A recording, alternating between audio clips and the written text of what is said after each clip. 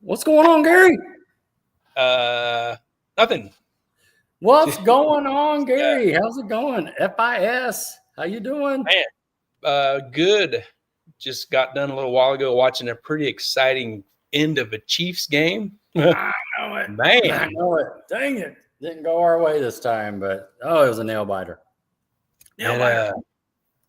Man, there's Jim Lauer. Hey, Jim. And Jim Robinson is on the YouTubes. Let's go, he says. Sunday night, boys. Sunday night, boys, after the Sunday night ball game. Mm-hmm. There's Brian. Hey, Brian. He's been waiting. He's been in the lab making all those plastic fittings. He has. No, he's order him up. Yeah, he's in the lab. Larry Hunt. Hey, dudes. What's up, Larry Hunt? Larry, I got a motor in my car, Hunt. He's been working. Lucky dog, he has a car. See, I got nothing. And a motor. I got nothing. Oh, man. Gary's sitting on a lawnmower and a bicycle. A lawnmower and a bicycle. That's right. There's Shannon Wise. Hi, guys. Hey, Shannon. Shannon Wise. All we need is Maverick. Where's Maverick at? I know it. Andrew Levitt. What's up, fellas, Andrew? T-Dog Divad, David Gott. Yep. He says, beautiful car. Yep. You see Dr. Dave put his Chevelle up? Yes. Is that Dave Dundee 66 for sale? I think I saw that. Sir. Streetcar. Streetcar. Car for sale. Man, Mopar in the house tonight. Mopar or no car. Yep. I believe Troy Hayes is coming on. We asked him about, what was that, about a year ago to come on? He's like, man, I'm getting a car running first, and so he had a great year, man. It's going to be cool to come on and talk about it. And, yep. He sent a bunch of cool pictures, and it's going to be some good stories with everything. Man. Yes, it is. I'm excited. Talk to him about it. Yes. Pretty cool. Yep, it'll be cool. Shannon says we're watching from the ICT tonight. All right. Oh, man. All right. Made your way out of Kansas City. There's Sandra. Hey, guys. Hi, Sandra. Hey, Sandra. We're going to find out after a while. She is a big part of Troy's racing program. I know. If there's a question we have and Troy don't answer, she's going to comment and tell us what's going on. I saw Ginger's nose there. I know. She's right here. She's on me tonight. Right there. There she is. Ginger. Yeah, let me in. Special guest appearance by Ginger. Yeah. She's looking for Maverick. Oh, yeah. Where's Maverick? Yeah. Maverick's probably watching. How'd that dog get in there? No kidding. How'd that dog get in that box? Where's he going from? David says Troy's car is beautiful. Imagine how much more beautiful it would be without dirty wheels. Oh, woo! It had shiny wheels. Woo wee. Man, that's fighting words right there. Golly. Maybe he'll get some from Santa for Christmas. Santa. Yep. Santa Tim from Weld. Yes. Doug Perry. Hi guys. Hey Doug. Doug. Sunday night regular in the house. Oh, Shots Sandra. Fired. There it is. Shots fired. That's exactly right. Fired. Yep. I wanted to talk. Here's my car. I don't have a car. Well, you got a good paint job over the week. I mean, look good. Well, it was festive for the holiday, right? Well, and I mean, you hey, like Goose said, he's going to send you the paint, black, orange. You did it up. Perfect timing. Yep. I didn't confirm with Brad where the paint came from, but I assume it came from Goose. Yeah, I mean, he said he was sending it. He's never lied to us before. So. Oh no, never. He's never told a tall tale. No, never. No. There's Chris Levitt. Yeah, really. Chris Levitt, what's shaking? Hey, Chris. Shaking, Chris. Congratulations, man. You guys had a great weekend. You and Andrew at Tulsa. Yep. That was that a some type of Mopar event, right? Mopar event, yeah. Mopar at the park, and they ended up going like 981 or something. Yep. Probably could have went in the 70s. They had a little transmission slippage. It sounded like in the comments is what they were saying. So they'll get it. I see a comment, but it didn't show up over here. But Troy says, "Oh man, I have to type in comments. Imagine how much faster your guys' car will be without all the polish on your wheels." And I see through my phone here. Barry Peter says, "Who is monitoring Troy's beverage intake tonight?" We'll monitor it right here in just a little bit. Didn't we have an over-under before the show started? I thought it was 3, Brian. Yeah, it was 3, right? Yeah. Three under. Everybody went over. You probably have to put a diaper on, you know what I mean, to stay on the show, so you don't have to run in the house. I'm just going to go out back. I'm on the hour clock by 8 o'clock. Yeah. Yeah. Look out, Tiffany's got you on the cam back there too. She sent some pictures to me of you out there in the back. So yeah, I don't go that far out where the camera can pick me up. Alan Watts says Dale Gebhardt done good too today. Congrats, buddy. Oh, that's awesome. Heck yeah. Yep. Good job, Dale. Crew. Yes. Good job. Thanks for letting us know, Alan. Man, dude, it's still racing, man. They're still racing. Yeah, there's another race yet at Arc City, right? Next week. Yeah, next week's at Mad. They're having a race, the fall bracket, and then of course the radio roundup's going on. And I know myself was getting ready. Troy was getting ready. I don't think we're going to make it, but we got Browns and Foremans and maybe the Phillips. I think they're going. Yep. So, plus like catch, and there's like 128 guys going to race for the 530 class. Yeah, there's catch right there. He is. What's up, guys? Just talking about you going to Texas, John. Is that like 128 or 132 car? Yeah, it's 132 because 132, 64, 32, right? Or I think they called it the 128, but it made more sense to be 132. But yeah, I just performed some terrible math right there. Yeah, we'll edit that out. Not only that, man. Parking is down to like 6 spots or something. I saw. Man, good. That means people are showing up. Yeah. Whitney Williams, hi guys. Hello, Whitney, and congratulations on your engagement. We saw that video. It was super cool. Super cool. Great. Good job. Congratulations. Yeah. That was awesome. Is that our boy? The Newberry household from Donna Newberry. Goose is watching, and he'll never lie to you again. I think that's a lie. Oh, that's awesome.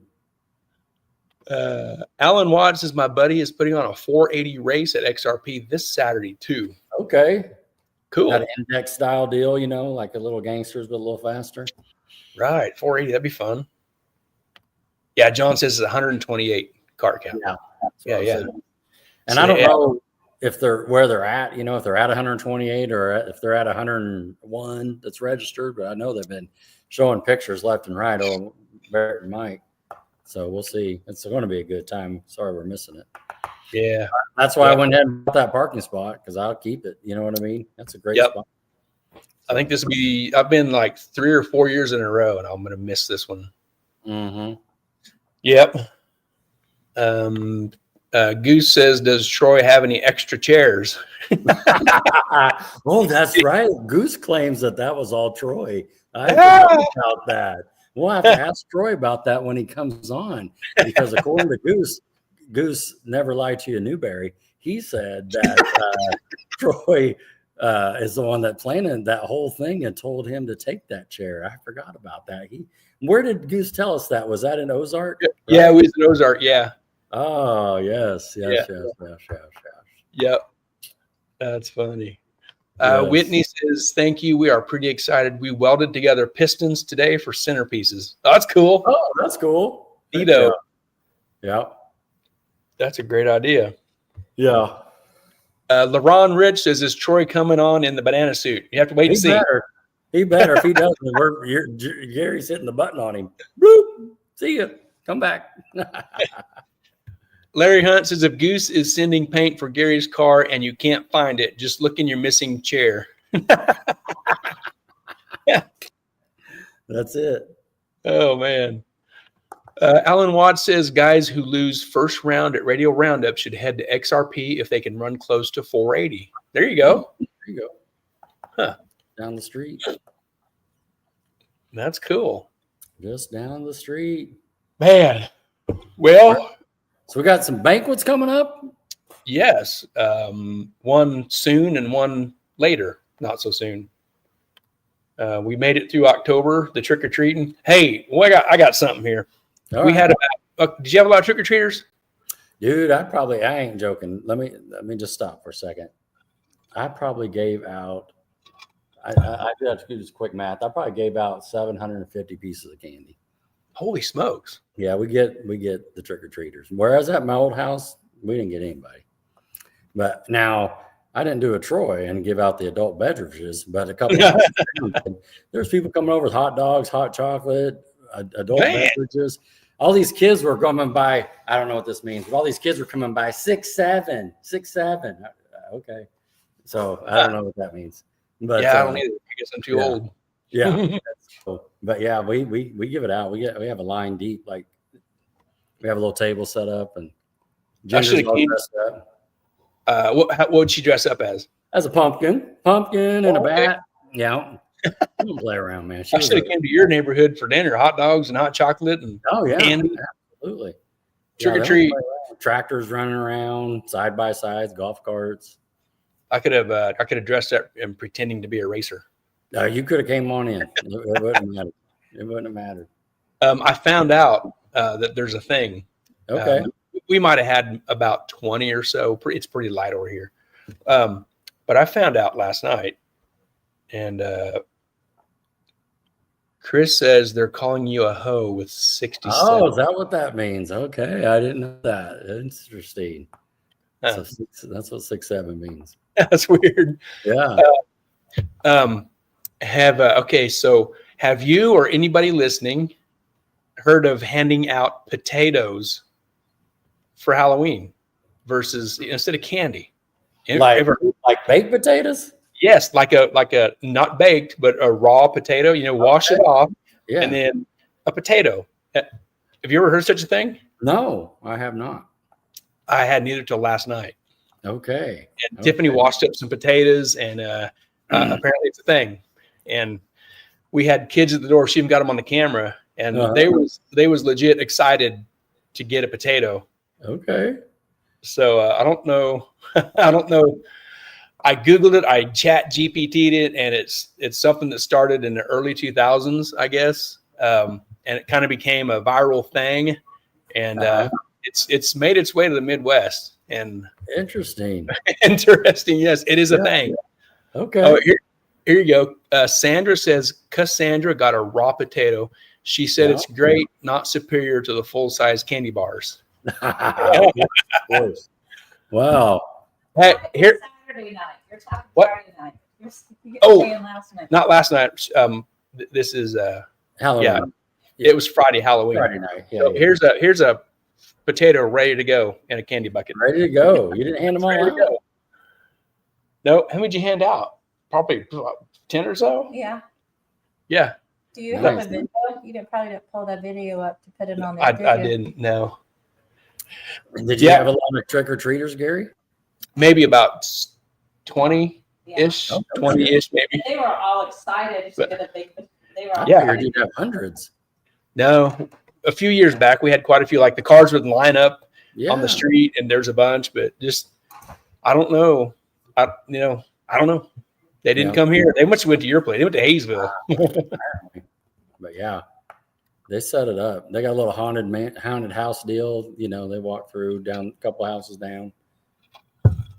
But Yeah. what's up, Marvin? Marvin Jenkins. Good evening, fellas. Hey, Marvin.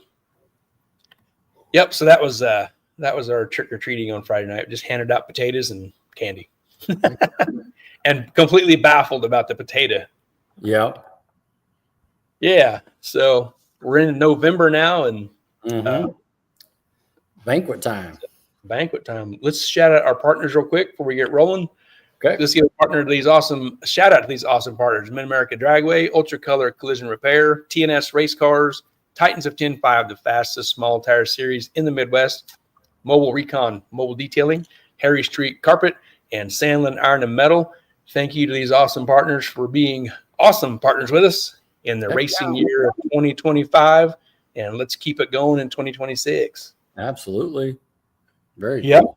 Man, it's been a fast year, hasn't it? Not Gary? It has went really fast. No kidding. Man. Let's show the banquet here again real quick. Okay. Yeah, since I already got it loaded up here. Mid America Dragway Banquet, it changed date. It's now in February 28th.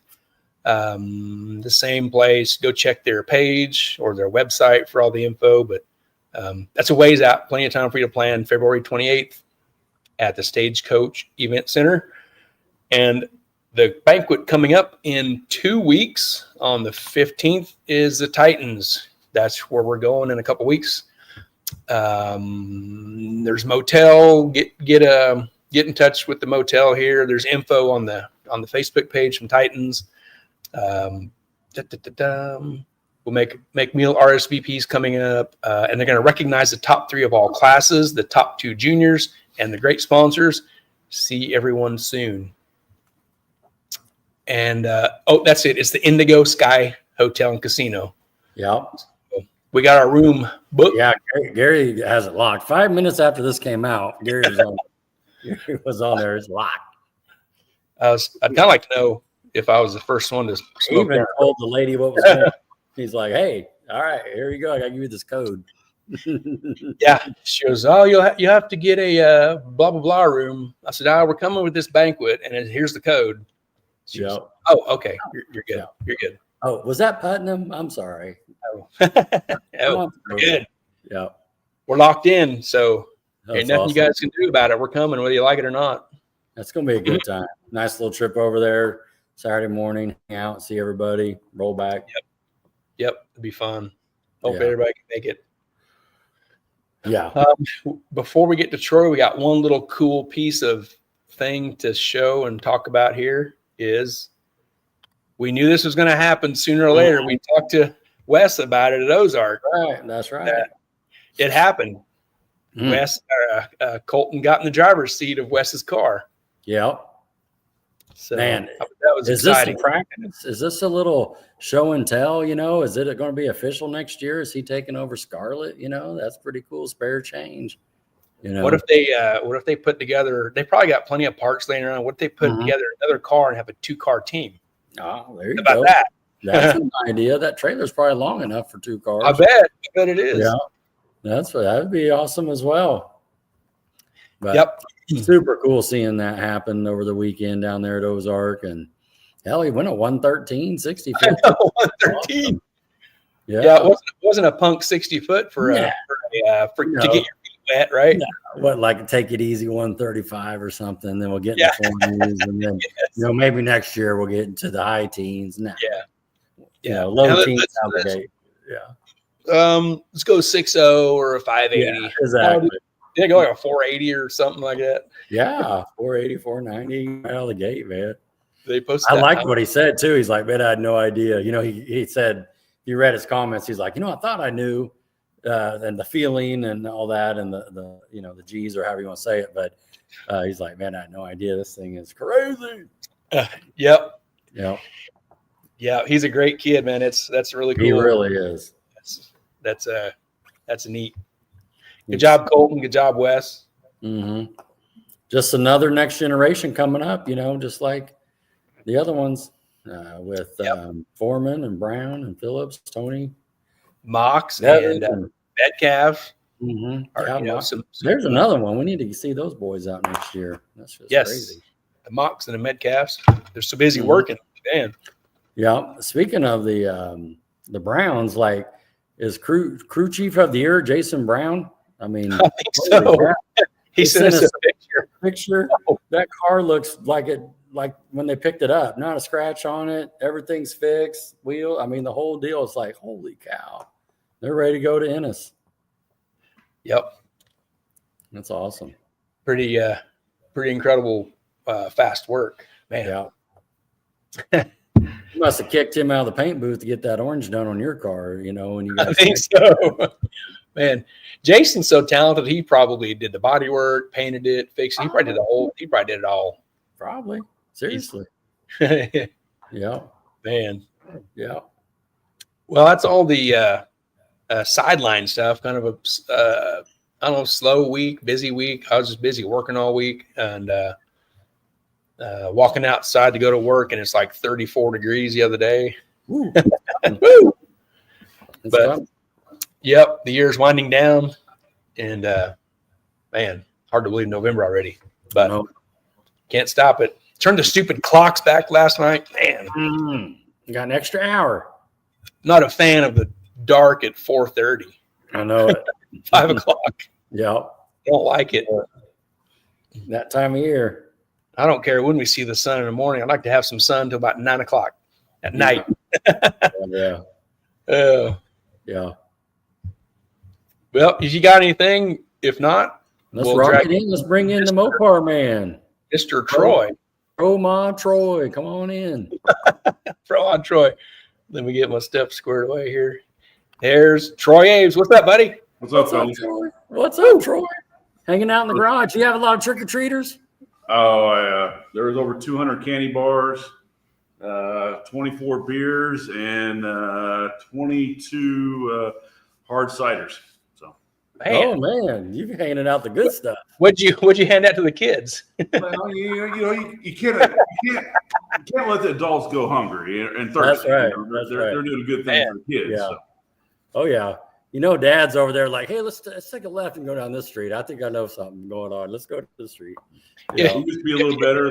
The house, a couple houses down before they moved, they gave Jello shots. You know, they gave bottles of vodka down the corner. So it's strength down a little bit. So yeah, Rodney, I changed my mind. I'm not coming to Hayesville. I'm coming to Troy. You're going to Troy. Hell yeah. Well, I mean, they put on a hell of a fireworks show on 4th of July, so it doesn't surprise me. They're getting together to have a good. And just to let you know, the reason the 67, if you look on the periodic table, it stands for HO is the symbol. So that's why. Oh, okay. Interesting. What do these kids think of next? That's interesting. Wow. All right. Well, Troy, man, as you know, you've seen us do this before. We're going to kick it off all the way to the left, and all the way to the left in high school. Now, where'd you go to high school at? So I went to Plano East. So I was Plano, just just north of Dallas. So okay, I was technically born here. When my parents got divorced, my mom and my stepfather moved to Dallas area, so I grew up in Dallas. So fortunately, I hear all these stories you guys put on about everybody growing up, and I remember this. Fortunately, I don't have that, but I remember some of the street racing and all that stuff in Dallas and all that. So, well, I'm sure there was a scene going on where you're at, though, right? You did something. Oh yeah, I mean, this is this is going to show a little bit of age, and this is where I kind of told you guys that me remembering some of this stuff probably isn't the best thing, but this is back in late 80s, 88, 89. Yeah. Northwest Highway out in Irving. I mean, that was a place to be. You had 1,200 people that show up for street racing, and they'd hang out there, and then. They'd go different spots from there. You had Astro Drive In, and of course there's Garland, and there was like a loop you could do to hit the different spots as you went throughout the night. So it was kind of cool. Okay. Sounds fun.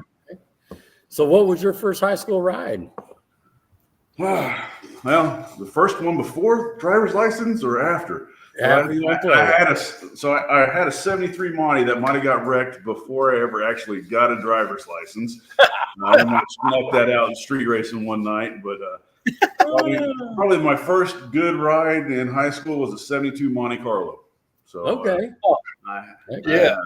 matter of fact, I actually bought it twice, the same car twice. So okay, it got wrecked one time coming home from work. A lady ran out in front of me. And so I kind of traded it in after it got taken in by the insurance. I bought a 79 Toyota truck on 35s, had a good fun on that. But I kind of missed the V8. So we actually ended up going and finding the car on a dealership and actually bought the car back from that dealership and kept it for a few more years until unfortunately, it got wrecked again. But Dang. So the Monte Carlo before your license, yeah, what year was it? it was a 73. And then the next one you bought was a 72. What did you have a thing for Monte Carlos? Them giant boats back then? Well, see, the bad thing is the 73 was a boat, right? But the 72s were actually not as big. And growing up, when I lived in Plano, a friend of mine moved from New Mexico. So, of course, he had a license before I did. And he had a 72, or excuse me, a 70 El Camino. Well, my neighborhood that I lived in just down the street, there was a guy that we called, and his name was Joe. His wife had a 66 Chevelle.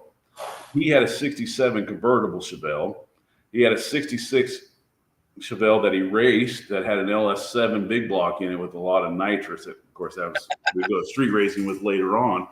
So they were a big influence down there. And then, of course, they had a 70 Monte Carlo as well. So man, I love the style of the 72 Monte Carlo. The looks of it is just it is beautiful, right? So, back then, and there was nothing else to do before you go street racing. So what do? You go out on the highway, get on 635, and you race around the highway for a little while before you go out street racing.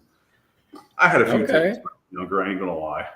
Chris Levitt says Monte Carlo was before he came into the light. Larry Hunt says GM called the 70 to 72 Montes the gentleman's hot rod. There you go. Back then, of course, we weren't fast at that time. We all thought we were fast, but you got that little shift kit in it. You get that second gear scratch. You got a 268 hydro cam in there. You got a little bit of rumble, not too much, and you go, man, we're ready to go out and have fun. Did they have like a little 350 in them?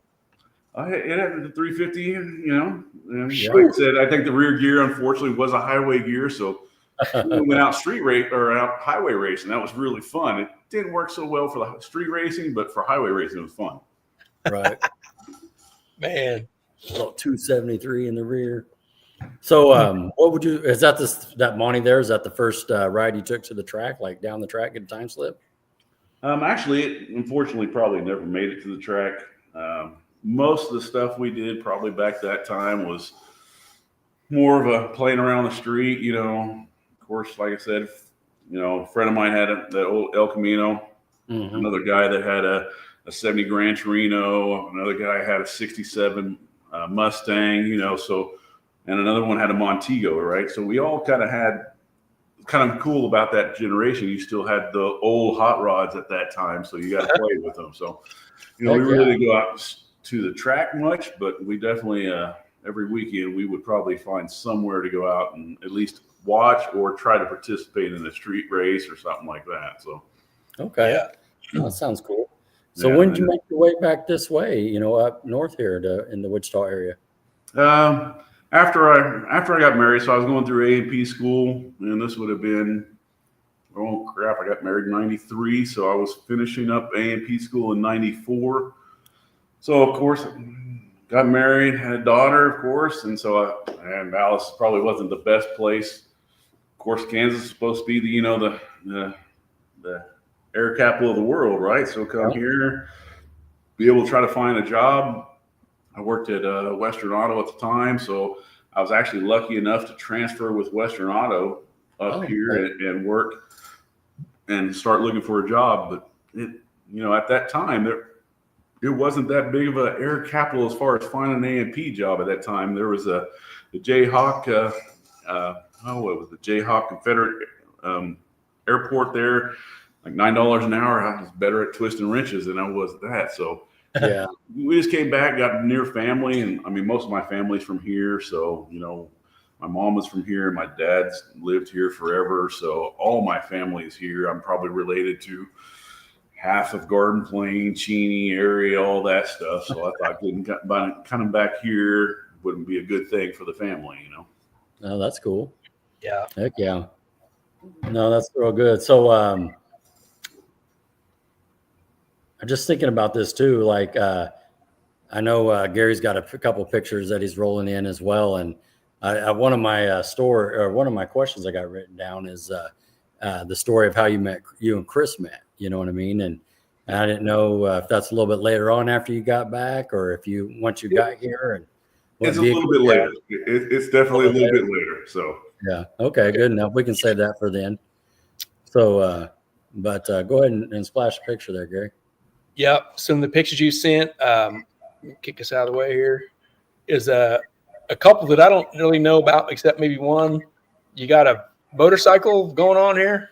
So, of course, I was silly, right? So when we moved back here to the land of Oz, right? So already married, had a daughter. I kind of took the lull for quite a while as far as any kind of performance. You know, we went through that little time and kind of family thing, and you know, $500 car here, $500 car here, just kind of make things work and kind of make it through. And then as my daughter got old enough and she started getting high school, it got that itch a little bit back. And so went to kind of bikes. So I was like, well, what the hell? I mean, I hung out some people that I worked with out of Youngers and Sons at the time. So I was like, oh, we'll get some bikes. So I had a little Honda 700, and then I went to a CBR 1000, and CBR 1000 was fun, but unfortunately, I might have wrecked it. There's a theme for most of my cars. I hate to say it,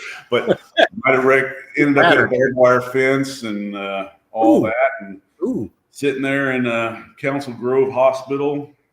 Kind of got the daughter in trouble because I told her not to tell the wife where I was. I told her to come pick me up.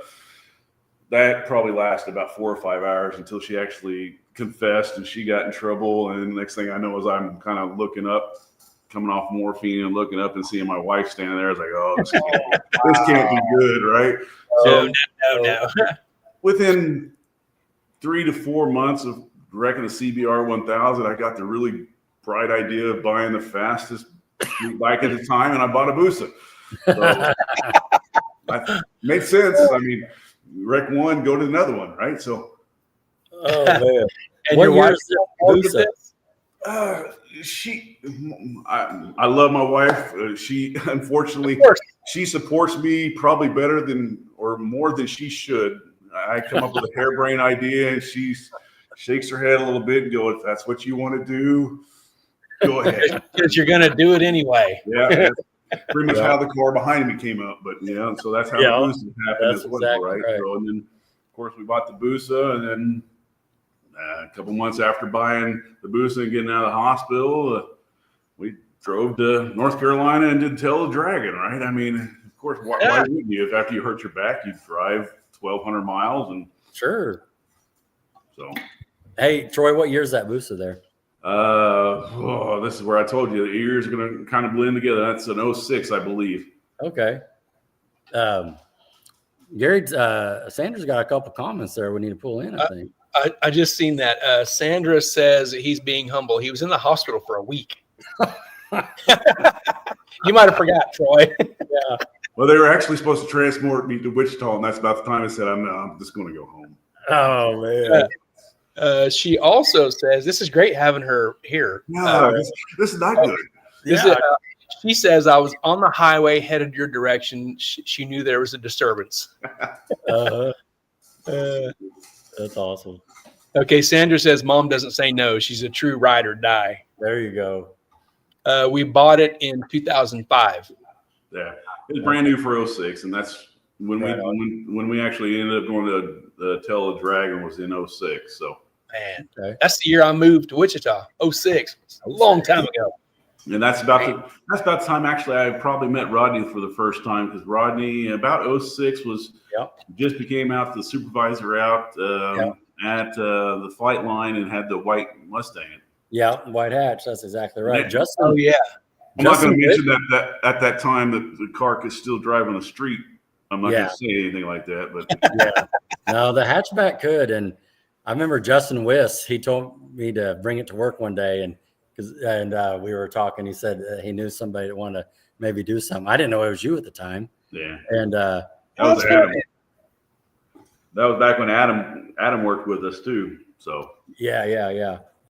No, it's a good car, man. I need to get that car back. I think it's available. Mm. Somewhere along the lines, if you're done with the bike stuff, there's this little Dakota truck. Yeah. When did So this pop up? What year is this? So that's a 99. So the funny thing about this is, and this is probably that led me down to the dark path and where I'm at today. But so I originally went to go look at a 90 Chevy SS 454 single cab truck. Junk. And that's what I was going to look at. I was at that point, I was getting rid of this Ford Ranger that I had as a daily driver. I was like, look, I've got to get back to something that sounds better or something, right? And I remember a Chevy SS 454 back in the street days.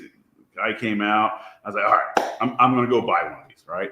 So I get out to this dealership that this thing's at, and apparently at one time they put cab lights on the top of this thing, and they ripped them back off, so there's like holes all through it, and you can see where they put like silicone to fill the holes and man, rust. I was like, oh man, what the hell? Yeah. And as I'm walking out and I see this Dakota, I was like, well, I've always dug that body style of Dakota too. I kind of looked at it and I was like, no, I probably shouldn't. So I walked away, and next thing I know is about 2 days later, it might have came home with me. What year? What year is that you're talking about? When did this happen? We're past 06. The truck behind it is the one I replaced. So I gave the Ranger to, or actually I should say my daughter bought the Ranger from me. Thankfully, my wife could teach her how to drive a stick, because I tried for a while and I just didn't have the patience. I'm sorry to say it. I tried. I just didn't have the patience to teach her, but she bought the stick. So I bought Sandra. the one behind it. And then I thought, well, I just need something else. And so that's how we got the Dakota RT. So that would have been, so the bike was 06. So that would have been about 08-ish, 09. Is this your house over here? Yep. Over there when I was near you over Parkdale. Yeah. Okay. Well, I moved in over here in September 08. So we were close neighbors and didn't even know it. There you go. Yep. And that truck went through a lot. I mean, it started out of stock.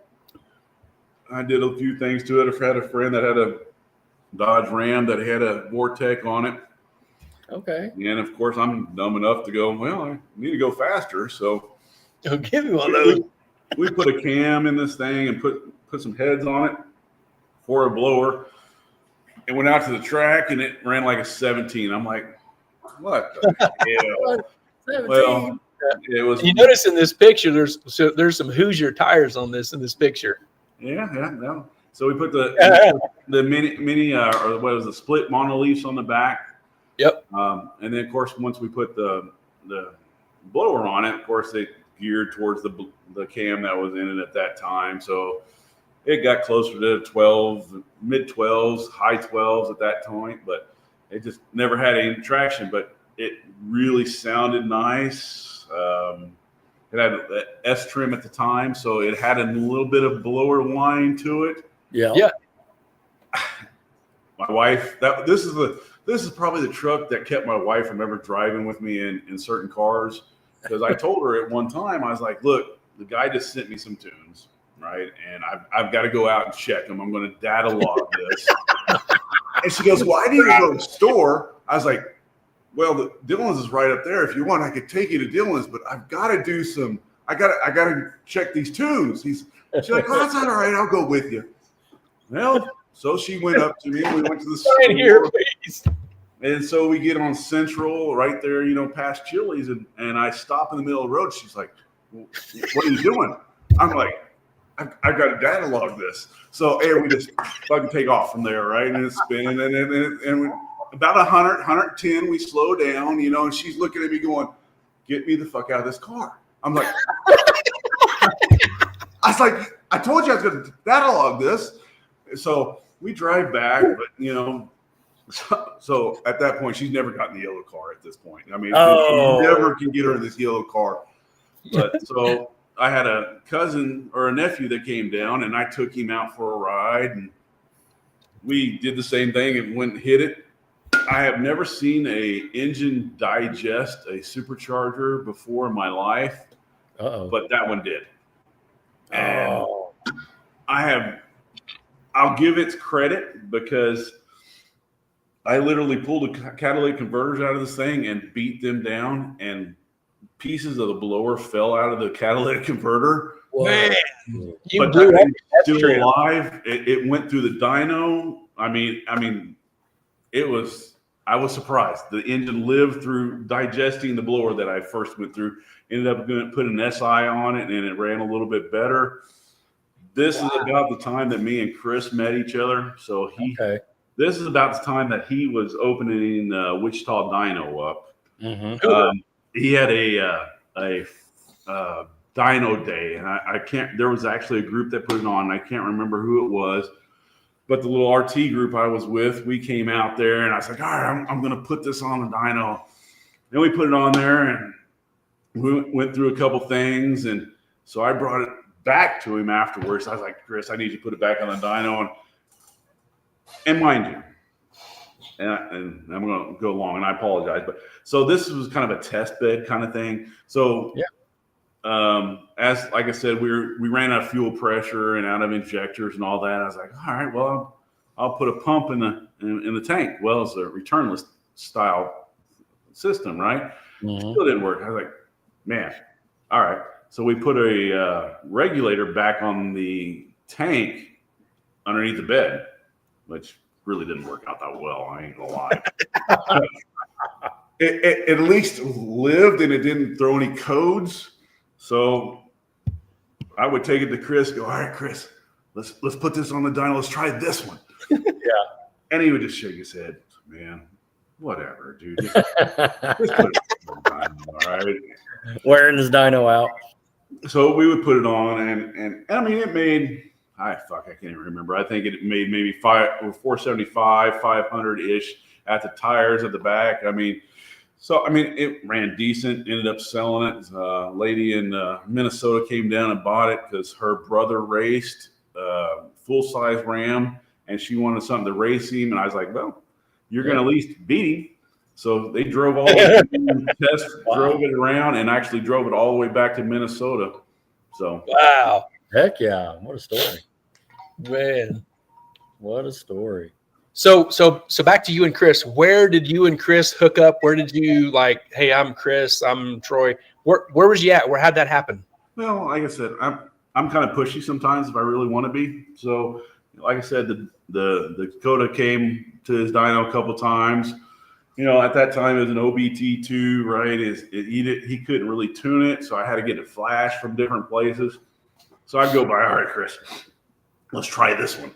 All right, so we put it on the dyno, see how it worked out, and of course that one, the old Dakotas like that, where the old Mopar stuff, you had to kind of trick it into thinking that really wasn't in boost. So you put it like a 5-bar map sensor on it to kind of cut the voltage, and so you're still using the stock computer, and it doesn't believe it's in boost, but you're still doing boost. So we would make a smaller pulley and take it to Chris, let's try this.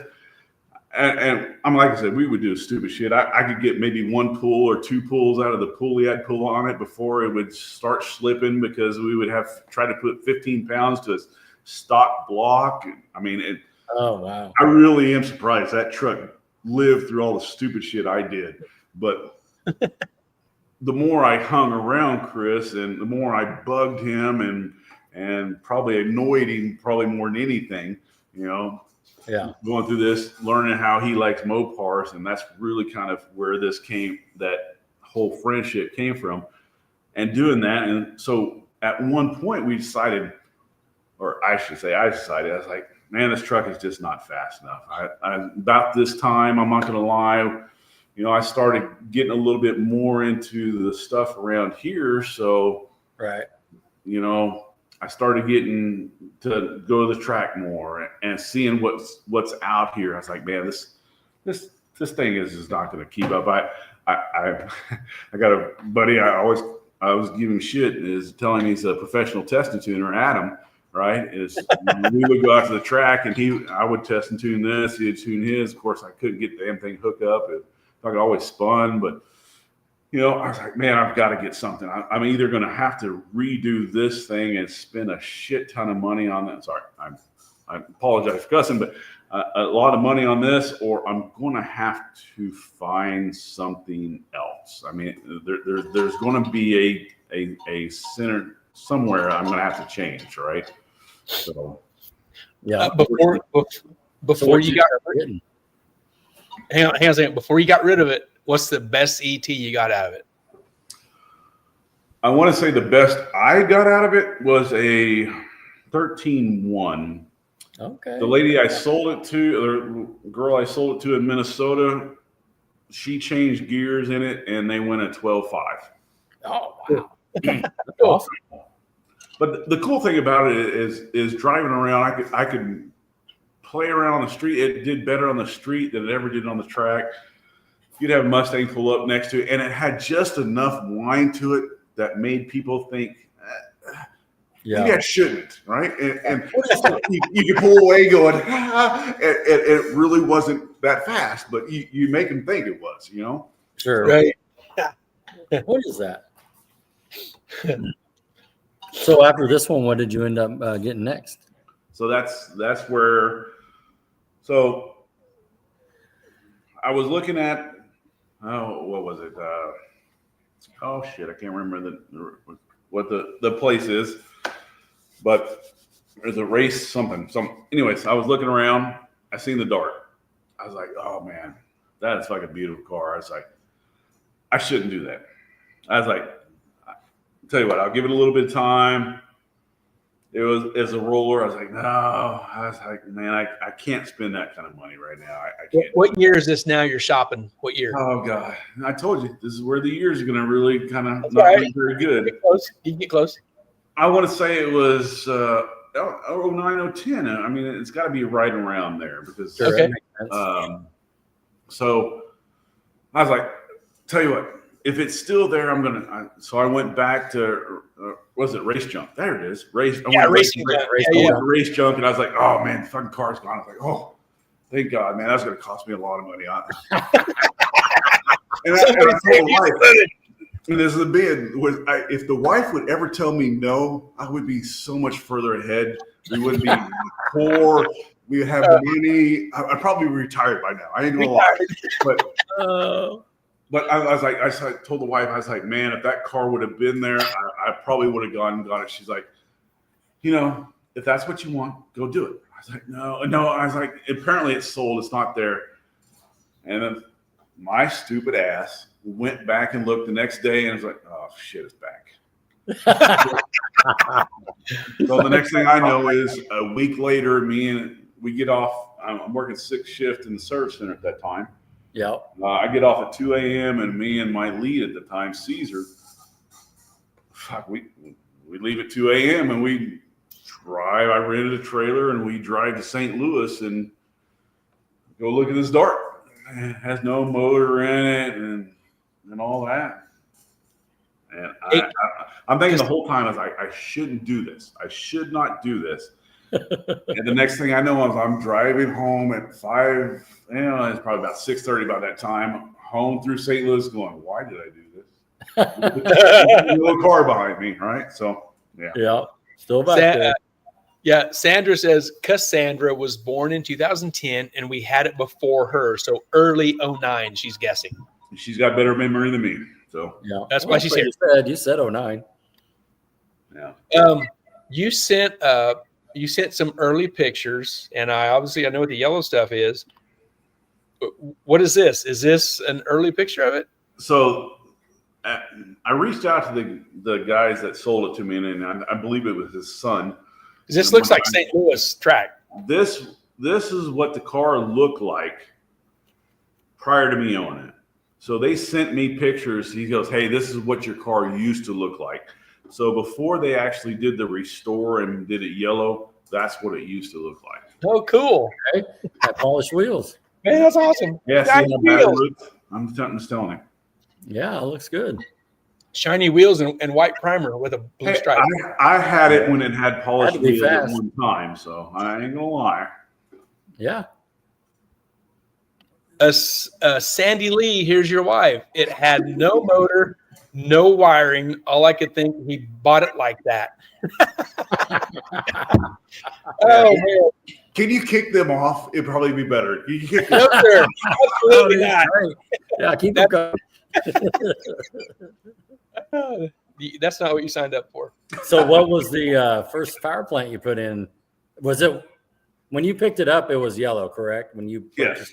Okay. Yeah, so they actually did the restore on it, and I think, and that's where it's kind of the paint's kind of looking a little bit bad at this point. Yeah. I think it was around 2002 is when they did the actual restore, did the repaint, did the cage at that time. So, Okay. and like I said, when I bought it, so, and I'm sure the wife will pipe up on this one too, but so There it is. brought it home, right? It looked just like that, you know. Of course, it has the polished wheels. It's really slow at the time, so you know, slow polished wheels, black is faster. But I'm not gonna leave. I'm gonna leave that alone. But so I'm looking around. I'm like, man, I really want a big block. So it was set up for a low deck, which for you non-Mopar guys is like a 383 400 instead of a 440. So I'm scouring, you know, race junk. I'm looking around. I find a 400 block. I was like, man, okay, we're gonna put this in here. We're gonna get registered. So the engine shows up. I'm like, it's got an oil pan on it and all this. I was like, well, I probably should check it. All right. I don't know why. I pulled the oil pan off. It's got nails and all kinds of shit, and I'm like, oh. Whoa. I'm fucked. Right. So we looked through the engine and it's bad. So actually, this is where I met Weichel. Yeah. I sent the engine to Weichel, and Weichel rebuilt the engine for me. Started out as a 400 low deck, ended up being stroked it out to a 472. It was about 13-to-1 compression. Ran on E85 at the time. And made about 750 horsepower and stuck that in there, right? So I thought, oh man, this is the shit. I was like, I always wanted a 9-second car. This is it, right? Yeah. So we put that in there. Made 1030s ish. You know, I love the sound of it, man. That's the one thing I regret on turbo cars and all of that is the sound. Yeah. And an old big block, the old. I mean that low, that deep sound. You just don't have that with the turbo cars. But man, that had it. You know, and the funny thing about this is, so I put this in, and again, I've never been one of those guys that want just a track car. So it had to be able to be streetable. So we put that in there. I drive around, and matter of fact, I went and met some of the guys at the local Mopar, the WAM, I think is what it's called, is Wichita Area Mopar Club. I went and met them because I was going to join it. And it's like, I told them what I had. It's like, yeah, it's a 67 Dodge Dart. It's got a 472, it's 13-to-1. Oh, you'll never be able to drive that on the street. What? Oh, yeah, that's not streetable. It's sitting in the parking lot, right? I mean, because I drove it to meet them. I drove it to the meeting. What the hell are you talking about? So, yeah, so that didn't go so well. Troy, did it have the Indy heads on this? Is that what that was back in the day? That one actually had the Eldebrock RPM heads at that time. Okay. So the whole rotating assembly that was in it was 440 source, which is big. They actually make a block for the old 440s and 400 blocks now, but they were really big and a lower expense rotating assembly, but it actually worked out really well. Like I said, I mean, it made 750-ish, a little bit over that, I think, at the crank. I mean, we Tracy Pettigo. Yeah, Pettigo. There you go. Dynoed it for me, and so I think at the dyno, or Chris's dyno, made like 534 through the transmission and everything. Sure. Like that. So, and I want to say that we ran I want to say it's 1030s. 1040s ish is about what we ran as far as when I could actually hook it up. I did have a lot of transmission or traction problems. It seems to be my story of my life in the beginning. But the old traction bars didn't hook up very good, but that's about where we got to. Yeah. Did it have a power glide behind it right here at this time? No, at that time I had a 727 reverse valve Monty. So okay. Was you racing out here at WIR at the time?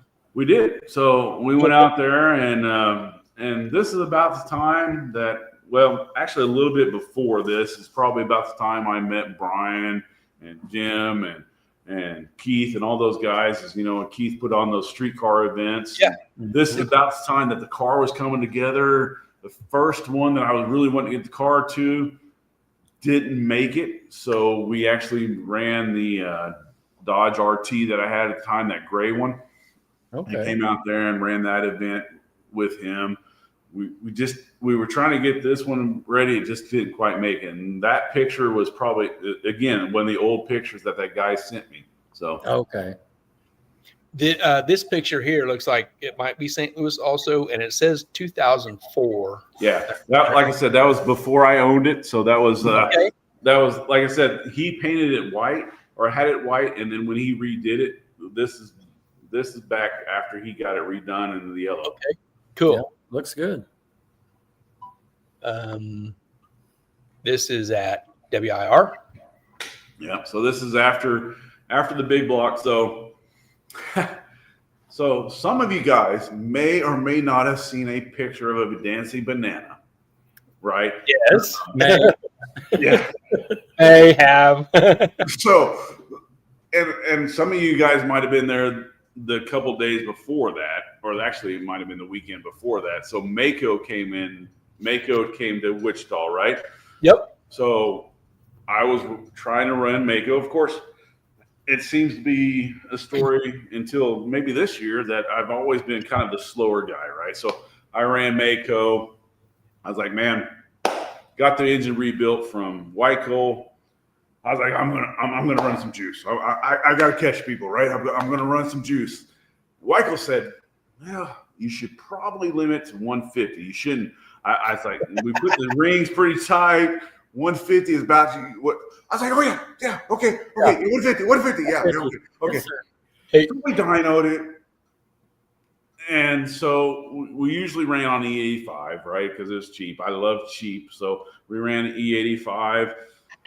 The carburetor I had didn't have enough oomph to it, so Jim Frent let me borrow his carburetor at the time. So we put his on there, put it on C16 on the dyno. We did stick to the 150 in it, and I don't remember what it made. I'm sure Chris will tell you that it was really low, but I was impressed. So we went out to race Mako, right? And we were testing the night before, put a 150 shot in it. Unfortunately, it still spun, but we actually made it into the lines, I think 985-ish. Cool. Right? So the next day I was like, well, 150 ran pretty good. I am sure 200 would make it better. And we put it in there. And it ran. I am not going to lie. It ran really good till it didn't. Oh, hey, Brian Wise says, tell about the demise of the big block. Is that where you're going? I think yeah, so. It might be. It might be. So that was, and this is, I wish Mario was on here because this is the time, man, I was giving Mario shit. I was like, man, I'm going to outrun you. I've never been fast enough to everyone. And I'm pretty sure he spun. I didn't spin the only time. Fucking hit the button, and we hit it. And I'm pretty sure it might have blown up before the 330. But I'm pretty sure I kept going to at least a 660. And all I can tell you is the video that Shannon has shows a little puff like this of smoke. And at the end of the track, it stopped running. I'm like, man, what the fuck is going on? I'm trying to restart it. I'm like, man, I don't know what's going on. About that time, some of the guys from the track are bringing me little parts and some of the pieces of block. some of them piston rings. And I'm like, oh, this can't be good. But to give the credit to the Mopar block, there was not a single drop of oil on the track. There was some parts of piston rings and everything on the track, but there was no oil. Okay. So they were able to clean it up really quickly. And, we get back to the pits, and, I hate to say it, I looked down, and I don't remember if I gave you a picture of that fucking block or not, but yes, I think so. Yeah. There might have been a slight hole in the side of it. Look down. At that time, I was like, man, I'm pretty sure we can get ready for the next round until you shine the light down there, and they go, hey, look at this. Oh, okay. Oh, Maybe not. Maybe we can. No. They do buybacks. Yeah. And Brian was giving me shit. He's like, you're not mad. I was like, I hate to say it, but we all know what racing is. At a certain point, if shit happens, getting mad at it doesn't do you any good, right? I mean, I hate to say it, but it doesn't do you any good to get mad. So, yeah, it was pretty much a catastrophic failure, if you want to call it that. I was impressed with the amount of carnage that block took and didn't put anything on the track. I really was, because as I kept trying to pull it apart, it was just ungodly. Just keep feeding it, huh? So after this engine here, is that when you went to the fuel injection, or did you do another motor and stay carbureted? No. This is where. So, Gary, you should go to the bathroom. So I'm going to go to the bathroom, and then I will continue from here. But I don't have to go. I don't have to go yet. But it's been an hour. I told him put a diaper on. I win, Troy. I win. I guess, yeah. I'll last longer. Tell them what you win, Johnny. I might have to go pee in about 10 minutes, but not right now. Bunch of rookies. I don't remember this happening, but I remember the one after this. I remember the one after this too. Yes. Yeah. It was also down track, and there was a same scenario. what was that? Ooh. Picking pieces up, off the track. Yeah. I think I had went to Salina that day and give Mark the deposit on my big block, and I stopped in there on the way home and hung out the rest of the night. Yeah. And that's when the other engine expired. Yeah. Oh, there he is. How do you make an introvert talk? You give him a lot of booze. I'm just telling you. Hey, Barry Peter had the 1 hour over under, it looked like. So it was over. 1 hour. I'm usually do it the 1 hour. So this is about the time. So like I said, and Brian, I hopefully remembers this, right? So I knew at this time, right? So again, I don't like just a race car. So this was 13-to-1 compression, 5,500 stall, driving around on the street. It started to suck, right? You know what I'm saying? So we started looking at different things of how can we make this more fun to drive on the street and still be faster. I did a lot of research at this time. Of course, LSs were all over the fucking place, right? You know what I mean? It was given. But so I was really looking around, and I really started seeing a lot of the Hemi stuff. Of course, I had it in a lot of the trucks I had. Mm-hmm. But I started seeing the possibilities because of the RPMs and the flow that the heads had. It's like, man, I was like, this would really be fun. Talked to Chris. I was like, Chris, this I think would be awesome. He's like, well, an LS would be cheaper. No, I ain't gonna lie. He was. Hey, so was there an itty bitty tiny chance that you might have put an LS in it, or was that completely off the board? There was probably at least 2 weeks in before it came to your house. Actually, maybe even when it came to your house, that there was, because I started looking at pricing and all that. I was like, man, the LS is. I mean, really, it's kind of hard not to. because of the price of it, right? I mean, Sure. but Sure. the more we thought about it, I hate to say it, and this sounds stupid, but I'm a glutton for punishment. So I thought, well, LS would be way too easy for me, right? So The easy button. yeah, and the more I looked at it, and like I said, I had the 5.7 Hemis and everything like that in the trucks, and I went and drove. You know, before I actually went and bought the Dart. Sorry, bad backstory. But before I went and bought the Dart, I went and drove all of the cars. Right? I was like, man, I'm going to. I want something faster than the truck, so I went and drove and well, actually rented a Mustang GT for a niece's wedding, and had fun with that one, and the grooms had fun a little bit, maybe not as much as I did, but we had fun with that one. Then I went to a Chevy dealership and went to drive a Camaro, and I told the guys like, hey, if you can take me out and scare me, I'm going to buy this car right now. and the got that $100 bill off the dash, dude, it scared the shit out of him. He's like, no, I'm not going to do that. No, I was like, no, really, take me out, scare me in this thing, and dude, I will buy this right now. And the dude just kept backpedaling. He's like, no, dude, I can't do that. And he ended up finally throwing the keys at me, and it's like, just take your wife and just come back whenever. So wow. I drove it around. I was like, yeah, it's all right. And then we know the wife ain't going. Well, she did. She did. Oh, she did. Oh yeah, she did. It couldn't have been worse than the truck, right? So she went, and No and doubt. then after that, I was like, so we went to a Dodge dealership, and of course, I bought a lot of trucks by then. So I had a salesman that I knew, and he was busy. He's like, hey, take this new guy with you.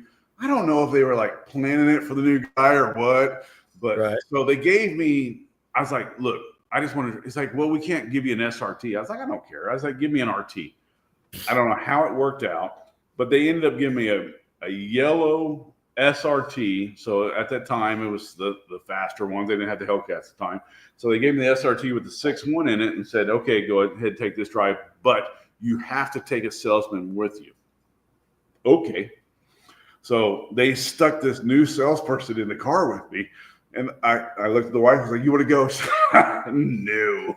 I was like, okay. So, and this is Davis Moore. So we're getting on to 54. I was like, hey, can you turn traction control on this thing? He's like, I don't know. Let's find out. So we hit the button. After 9 seconds, you can actually turn it off. But so we hit it and just floor it and hit the turnpike about 120. Come back off of it and come around the other side. He's like, you sure you can't turn this off? So I tried it again and turn it off. And getting back, and he goes, I've never taken a test drive like that. I was like, you're welcome. And it was fun. Don't get me wrong. But that kind of, but so got kind of that knowledge. I was like, man, I think the 6.1s, I think you can do something with them. Yeah. And unfortunately, at that time, there wasn't much support with them. But so we built, and if Gary, and you, of course, know this, because at about this time, it was probably going towards your house, and I begged and borrowed and pleaded, and I had Brian plead to you and going, man, Gary, just please let me bring that car over to you and build it to you, you know? Yep. But it was been on a couple of years, but I knew this had to be the way to go to keep it street legal. I mean, keep it street fun, right? We had to do something that way. So. Yeah, that was early 2015, right? Yeah. I know it was 2015, and I know it was in the wintertime-ish, like early of 2015. So yeah, this is actually my garage. I recognize my ladder back there. Yep. There you go. Well, I remember posting that little picture of that fucking car being loaded up in the trailer and going, man, it's going to a new home. There you go. You had 25% of the people knew what was happening, and the other people that didn't know. And it's like, man, why are you getting rid of it? And the other people are going, you aren't getting rid of it. I said, I know. But I knew it was going to capable hands, and I will say this is probably the funnest setup that it's had. Right. Yeah, for me, when you did this and presented it as the Hemi, I just thought it was the coolest thing ever. I'm so glad you didn't do the LS just on the side, just because it seems so cool, with the modern, Hemi, fuel injection, technology in an old car. That's just awesome. And this was the only one like this in our area, right? Mm-hmm. A Hemi like this. And then there weren't that many older cars that were putting this in there. And, and I got to meet some wonderful people through this, right? Well, that's go further on. But, just thinking of that is trying to figure out how do you do certain things on an older car versus a newer car, like the crank sensor and the cam sensor and all that, where the new car was going to take this. Well, we don't have that. So how do you pick that stuff up? So there weren't that many people that had done that yet. And I appreciate Chris and Pro FI and all that they came through and did all this stuff and helped me out on this. But, all that stuff that Gary did as far as fab work is, and I should have done LS. I ain't going to lie, but I hate to say it, but I've never just done something because it was easy. Mm-hmm. I'm stupid enough that I don't know. I like spending more money. Apparently, I don't know. Oh, it's just got a cool. I was Chevy most of my life, and then went to Dodge, and I had a lot of friends that did Mopars when I was young. But when I went to Dakota and then went to this, it just didn't seem right. Going, oh, let's put an LS in it and be done with it. Right. This to me looked right. Yeah, and that was my whole thing. Yeah. No, it's a cool factor, man. It really is. And it was 10 years ago, and this is the only Hemi like this I've done a turbo kit on. So there's that. Yeah. There's that. And that's a single at this time, it looks like, right? It was a single 83 at that time. And the funny thing is me and Chris were talking about this not too long ago. I hate to say it, but that was probably the funnest combo that we've had, right? Yeah. The new combo has been faster, but that was probably the funnest, is because we didn't use CO2 for boost control. We used manifold pressure, right? So you didn't have to have CO2 on or anything like that. So I had a little knob. I could adjust 3 or 4 different tunes. So if I'm driving down the street and let's say something fucks with me, right? I can turn the little knob up. I can turn the little bilge pump on, and I can play with them because I was always on E85. So it didn't matter. I didn't have to have CO2, and I didn't say, hey, can we pull over here? I'm going to turn my methanol on and all this stuff. This to me was the best time, right? Because, you can have bikes pull up to you, and I remember going, and again, I'm not against the law or anything like that, and I believe in the law and everything. But I remember having a GXXR 1000 and a Busa pull up next to me and giving me shit one time, going towards Hayesville to Brian's house, and just beating the shit out of them. And until 100 miles an hour, they couldn't catch me. But at 100 miles an hour, you would start watching a black track behind you and start spinning, and that's the only way they could get past you is because it was spinning. So to me, that was the funnest part of it is you could drive it anywhere. The new one, I could probably drive anywhere, but it's probably limited to like 500 or 600 horsepower, so you're not going to beat anything, right? That one, you could put 20 pounds boost to it and just drive anywhere. Yeah, no, that's good. And you said this was on E85. And if I remember right, it had a frozen boost intercooler in the cab. It weighed like 400 pounds, but it worked really, really good. And I think your air temps showed that. Good and it was cheap, and it worked amazing.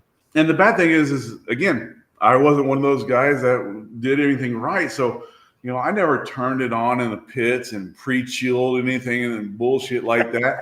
I would do my burnout, and then I would turn my intercooler on and start trying to kill it by then. So, you still go through 20 pounds of ice, but I wouldn't do any of that pre-chilling or anything like that. But for a cast iron intercooler, that thing worked awesome. I mean, yes, you're right, Gary. That thing was fucking heavy as a. It was heavy. Like it had a obviously it had the core that did its job. The tanks were like 1/4 inch cast aluminum, yep. and they were that thing was super heavy. But it worked. It fucking worked. And right? it worked. It was awesome, dude. I mean, and it was like what, $250, $300? I that whole intercooler, man. I mean, you see people spending like, I don't know, fucking couple of grand for a Turbonetics intercooler, and I'm spending like $250 going, oh, fuck it. It should work, right? I mean, I'm pretty sure it works. So it works. Yep. So we know this was 2015 when we done this conversion here. When did you go to Houston? Man, I've been to Houston a couple times. So, all right. This you had to order a little bit, the pictures. Yeah, a little bit. So let's get before that. So the biggest thing is, so when we got this thing running, right? And it didn't take long to put a couple pictures out there of the 6.1 running on the dyno, right? I got a message from a guy named Dan Van Horn. He runs Modern Street Hemi Shoe Out. And actually, Chris got a couple messages from different people too, telling us about that roadkill nights are doing in Kansas City, right? So, I mean, it really was not that much time after we got it running. I mean, it was close. I mean, it was. So I was like, man. So we did a few races before roadkill nights, right? As a matter of fact, we did a streetcar takeover and all that down in Tulsa. Yep. So the biggest, and sorry, I'm going to kind of backtrack a little bit. So nitrous big block, 985, right? That was the best I ever did. So we spent a couple years getting the car back to the 6.1 with the blow or with the turbo, redoing everything. Chris doing his magic on it. So we went from 985, first pass out. I'm trying to remember what it was. First pass out was like an 890, I think. and one of those that, hey, you're supposed to let off at the 330. Okay, I'll let off at the 330. and just past the 1/4 mile, I was like, shit, I'm supposed to let off. It's not really good, right? You know? So we got it running when streetcar takeovers. We're doing all this stuff. And I get a message about the street or roadkill. So Brian, and of course, at this time, Brian's been around. I've been helping Brian with his car. Brian's helping me. Chris, Chris's son Andrew's definitely been there helping out. And then, of course, we get the message about streetcar takeover or roadkill nights up in Kansas City. Got everything running. Go to streetcar takeover. Man, it's pushing all kinds of water at that point. It's like, what the? Wrong streetcar takeover, but I love that. Oh, picture. Is it? Oh, okay. Oh, yeah. I love that picture. Don't get me wrong. That was later on. But this is 2018. Yep. So my bad. Before we go to roadkill, right? We're pushing all kinds of water. We crack a block. I don't know how much you guys remember this is. So we registered for roadkill about a week before roadkill. We find out the block is cracked and all this stuff. It's like, oh, fuck. Right? So Chris is helping me. And Chris was, again, the pivotal point of this whole thing is he's calling around the guys. He knows a couple guys that are running factory stock, 6.1, stuff like that. Finds a block for me. So we find a 6.1 block, take it to Mike Shield. Mike Shield's able to machine it really quickly, get it ready for us. We get it back in the car. We dyno it, try to make it up to Kansas City. the night before to do streetcar takeover because they're having the night before just to do some kind of testing before we go to roadkill. And so we get up there and it's like, hey, can we test? Okay, just enter this class. So that was the first time we ever tried fucking no prep. So there's like, all right, you gotta put the prep down. So we go up there, Brian, Chris, and Andrew. Man, we're up there and trying to go through that. So we get it to finally hook up, get it tuned. It's like, man. Now, they won't ever tell you this, but apparently I found a hotel that said Kansas City, and I've got everyone booked in this hotel. And then when you look up directions, it says 1,100 miles to get to this hotel. What the fuck? So we don't have a hotel, so we finally find one in between Kansas City and Topeka, or Topeka to Kansas City. So we get a hotel and we make roadkill, and of course, right, Gary and you all know these results, right? So yeah, we make roadkill and we win the event barely, right? We beat Doyle out. I mean, just like this much. Andrew, I'm guessing this probably telling you I don't remember shit right, but Chris says I had to run to Casey to get push rods before we could even test. Mm-hmm. And I think Andrew's saying the same thing. I remember going to get push rods, then back to the track to put them in and do testing. Yep. So I'm driving the fucking car up to fucking Topeka. They're driving over there to get push rods, and the car's not even ready by the time we get fucking up there to Topeka to run. And it's like, what the fuck are we doing? But it worked out, right? I mean, is that the biggest win you've ever had? Oh, I would say that was the biggest win. Yes, I would. That was just the fucking coolest, right? I mean, you're out there, and we shouldn't even probably been there, but we go there. Driving around the speedway was cool as shit. I ain't gonna lie, and having Brian and Andrew and Chris there with me, it was just fucking awesome. I mean, and listen to the commentary later on. I mean, it was later on, but listen to the commentary and all that stuff. It was just fucking cool. You know, the funny thing is we're sitting there qualifying, and we're trying to get traction control to work, and traction control to work. I'm like, man, it's just cutting out too much. About the third pass, Chris is like, just fucking drive it. So the third pass, the one that actually qualifies, is there was no traction control. I was just trying to control as much as I could to spin it and not make it. So that was what made us into the finals. So we turned traction control off. When you went across right here, did you know you won, or did you have to come back? It was so I was ahead quite a bit, and it started spinning, so I let off, and then I could hear him coming, so I got back into it, and I was like, "Oh man, I think I fucked up. I think I fucked up. I don't think I got back in fast enough." So I honestly did not know at that point. And you know, the bad part about it is you know, I told Freiberg and all this, like, "Hey man, if I win this last one, I'm gonna pop the chutes and all that." I didn't know at that point, so I didn't. I was like, "Man, I feel bad." Shoots or anything like that, you know. Yeah. Hey, when I was doing your in 2015, what year was this Roadkill Nights? Oh, fuck, I don't know. Whatever. So when I was doing your turbo kit that we showed the pictures of in 2015, Mike Finnegan and some of the Roadkill crew stopped here in my garage, right, and dropped off the station wagon for Dalton. Yep. So they stopped in here. I knew he's dropping it off. I had some beers for him. Your car was here. I was there. Finnegan checked. You was here. Yeah. So I was watching this race on the feed, and Finnegan and him, obviously it's a Roadkill deal. So you won the deal, and I had to text Mike. I'm like, Finnegan, I said, hey, you remember that yellow Mopar I was building a turbo kit on when you was here?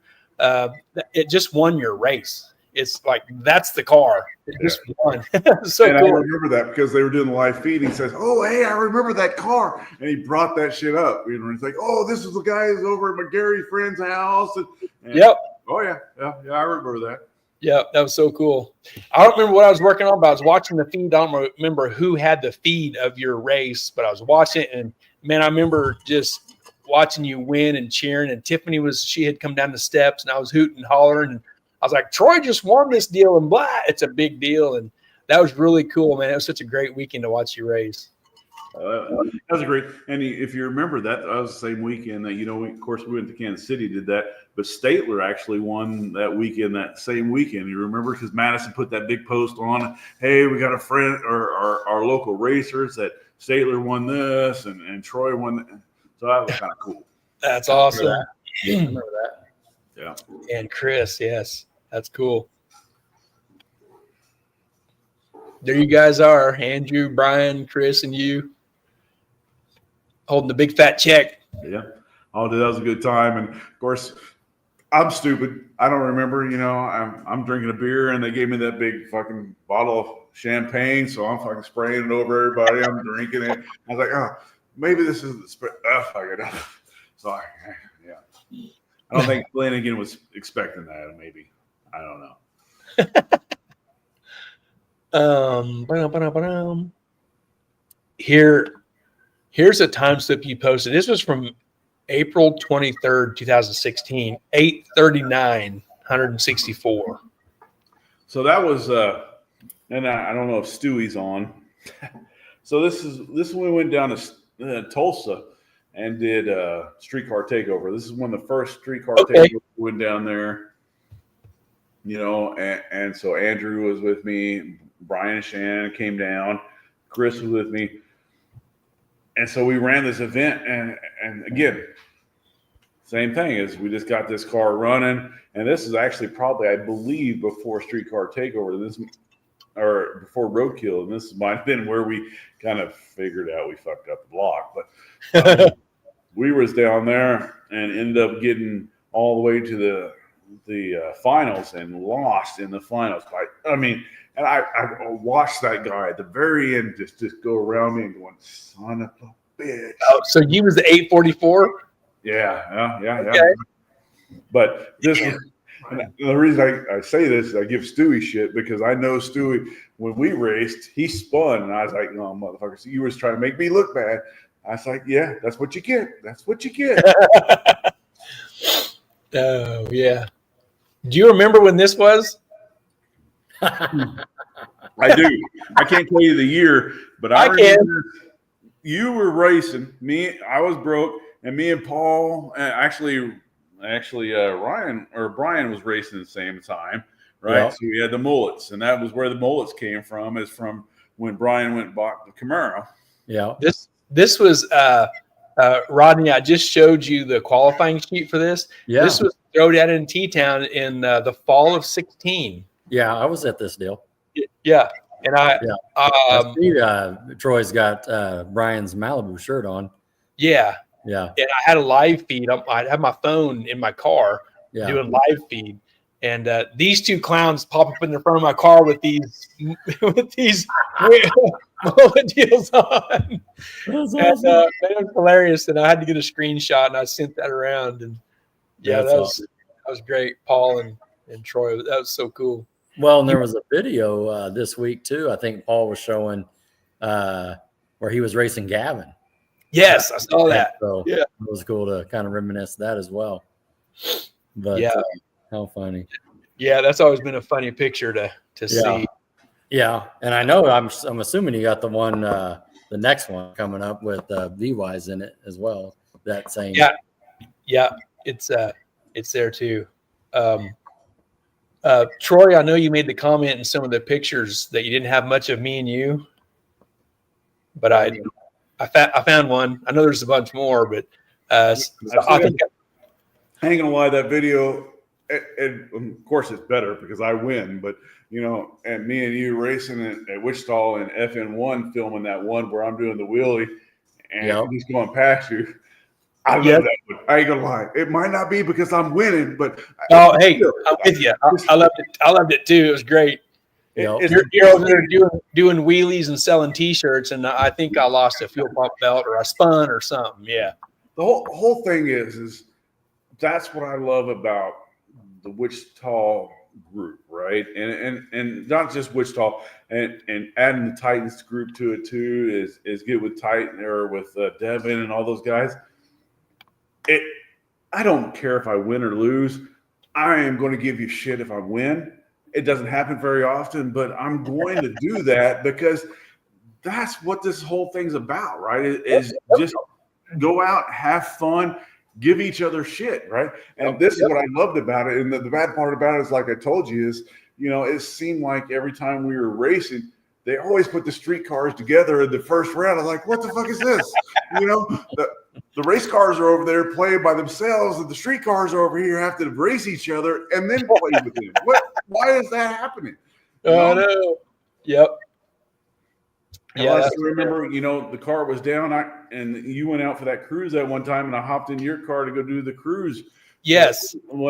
Dude, that was fun, you know. And of course, in Tulsa, you hopped in mine that one time and do the Tulsa cruise. That was July. I mean, just having fun, you know. Brian's been in the cruise, and Chris, you know, Chris cruised with me a lot of times when we went down to Tulsa and did those cruises with SCT. That's what I enjoy, is just being out there and doing that shit, you know? Yep. That's awesome. Do you remember this? Oh, yeah, going out to the car show at the Central and West. Yep. That was 2018. Man, it's a long time ago. Yeah, we went to Quick Trip. I think I met you at your house, and we went to Quick Trip. We met up with Brian. Quick Trip at Central in 235, and we ended up at Central and West Street at the car show. Or the car. Yep. Yeah, Brian's car. His Malibu was back there. Nurse Shannon. Yeah. Yeah, that was fun, man. That's yeah, and I hate to say it. You know, I keep thinking, man, I'm going to make a race car. I was like, I can take all this weight out of this, and I get rid of these turbos, and I'll do a supercharger, so I don't have to worry about bumping and all this bullshit. And then I think about, man, I don't want a garage ornament. I want to be able to drive. And same. Now, fuck that. I ain't going to do that. So. Yep. Yeah. I want to drive it too. Yep. You had a cool spread in CarCraft in 2017. How awesome is this? That was fucking awesome. You know, and I have to thank Brian for this too, right? Because he got with me with Gary Cox. You'll have to correct me if I'm wrong. Grant Cox. There you go. And we did a photo shoot, and he sent these in, you know, and that year, I hate to say it, but that year is probably the most the biggest year, right? Because we did Roadkill. Roadkill did the magazine, so I was in Roadkill magazine, and then of course Grant did this and did an awesome job on these, right? And then these. Great. So again, like I told you earlier, when we went from big block to this, it got faster, and look, the wheels got black. It's weird how that works out. I mean, it really does. I mean, but Grant did an awesome job on the pictures. Dude, he gave me some of those, and we've taken those, and I'd love to do another one with him because of the differences, the subtle differences of what it is now to what it was. It makes a difference, but yeah, it was awesome. I never figured I would ever have a car in a magazine. Mm-hmm. This is just awesome. It really is. That's a nice piece, and it's a nice build. It really is, with that 6.1 and that single turbo. You just didn't see that on these, and like Gary was saying, it's still to this day, you know, it's uniqueness too. The color is cool. I mean, the whole piece, the way it's put together, you know. When you got it, was it ladder barred, or did you guys do that? So it did have ladder bars, and there's probably some pictures I sent at one time, but the ladder bars at the time were like 3/4 inch, half-inch ladder bars. About halfway through the iteration, it wasn't probably the first one, it started twisting the frame, and that was probably one of the videos that we saw with Gary. Is it started twisting it up like that at roll par, and that's when it went to Tim Webb, and Tim did an awesome job on the rear suspension, and so he put the roll bar in it, went from the 3/4 inch ladder bars to about an inch. I think they're 1.5 inches now. I mean, it made a hell of a difference. I mean, and it launches pretty straight now. And of course, what Keith's done to it now has made a hell of a difference to it too, of course. But that difference from that, I mean, when we took the Dana 60 out of it, it almost looked like a U shape when it came out, just because of the way the tubes looked. Yeah.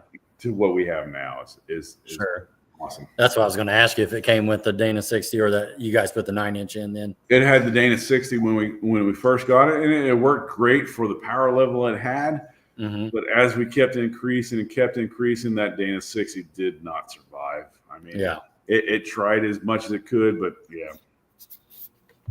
no, I get it. That's what I was wondering. But yeah, that makes sense. There, you like that, Gary? I like it. Yeah, that's Tulsa 2018 Streetcar Takeover. Yeah, I mean, Patrick taking that picture. I mean, that was, and to me, that's the epitome of the car, right? That's what it's supposed to be, right there. Be able to drive, be able to race. It shouldn't be just, hey, I got to take it to the track and be able to load it. It should be able to drive around, whatever you got to do, right? So that was the cool thing about that. And not only that is we would drive around and did you drive it to Tulsa? I ain't gonna lie, I didn't drive Tulsa. So here's the deal. I like driving my car, but I like having a trailer that has all my shit in it. Not to have to drive my car too. I ain't gonna lie. Yeah. But we drove to Tulsa. I mean, and that was the cool thing about it is even around here when I drive to work or drive to different places, you'd have different people take pictures of it going, hey, I seen you driving over here. Brian taking a picture when I was Twin Peaks, going to have a beer, and at different places going, hey, I saw you, and they take a snapshot of going down the highway or going down this road. That was the cool part about it. It's like, it really does not live in just the garage. We do actually drive out. So no, I like racing my car. I also probably equally as much love driving it, like on the street. It's so cool. It's just, I don't know. You feel the same. You remember that, Rodney? Oh yeah, I have no problem. I have another. I would just suggest getting other cars. That's what you guys only have one car. I just don't get it. I just get another car. This was, you sent this. This was June 2018, Texas True Street, 50-mile cruise at 6 p.m. 100 degrees. Yeah, that sounds awesome. So this is bad thing is it's kind of like the radio roundup. Now is my Nexus now. That was my Nexus then, right? As we kept saying, hey, we're going to do it. We're going to do this. And bullshit stuff kept coming up, and I couldn't make it. So me and Brian finally made it down there to that one. And matter of fact, it was Hollis that put that on there too. And I love Hollis. I love the guys down there. And, I met a lot of those guys through Brian when they raced, and actually even and Jim Frent when he raced down there, right? Cool. I love North Star. Dude, until that track got taken down, Denton was fucking awesome. But finally making it down and doing a true street down there was just awesome. But I will admit, it was hot as hell. Oh, my God. Driving down the fucking street at 100 degrees and going to these different points. But, again, showed that it can make it. I mean, that's what it was about. Yeah, this says, I can see it says June 2nd, 4:59 p.m. Still 100 degrees. But it says it feels like 111. I don't know if you can see that, but I can see it on my screen. It was hot. It was hot. Yeah. Woo! But the cool thing about Denton is, they would do all the qualifying. And it didn't matter if you even small tire. You did Friday night qualifying. It would be late night. And then Saturday they would come back and they would have one during the heat of the day. No one wanted to do that unless you didn't show up Friday night. You'd have to qualify. You do that one. And then you raced at fucking midnight, 1 o'clock, right? Cool. But it was fucking awesome at that point, right? But you had that choice. But yeah, man, it was hot. It was warm. This says True Street Productions in the bottom corner. I don't know if AJ put this together. It says blue collar street racing. It says I may die broke, but I will have had $1 million worth of fun. Your car was notorious for the big bangs and the flames. What I will tell you is AJ took for man. He tried and tried and tried to get that picture. I will give him credit to finally get that one. I will tell you, I hate to say this, but I missed that. I kind of wish the car still did that because that was like the signature thing. Hell, even go back to the street car thing that you were just talking about. I remember Hollis coming up and kind of taping the starting line and looking at that, and my car started fucking going on the two-step and coming down and pretending like I don't think it was pretending, but he thought it was like someone fucking actually firing shots. He was he's covering himself, right? And I hate to say this, but I would actually kind of go to the left lane a lot of times if I raced somebody I didn't know because they didn't know I was going to go on the right-hand lane. But when that fucker went off, because it did make a little bit of repercussions when it actually went off. Yeah. Was it spark plugs when it did that? Didn't you tell me? Well, originally it didn't, right? So, and sooner or later we did start eating spark plugs, but I think that was more of a plug wire issue than it was a tune issue. Okay. I was live on Facebook many times when this thing would explode like this. Very loud. I can vouch for the sound it made was awful. It was very loud. Super cool though. It would distract you a little bit. It would. Yeah.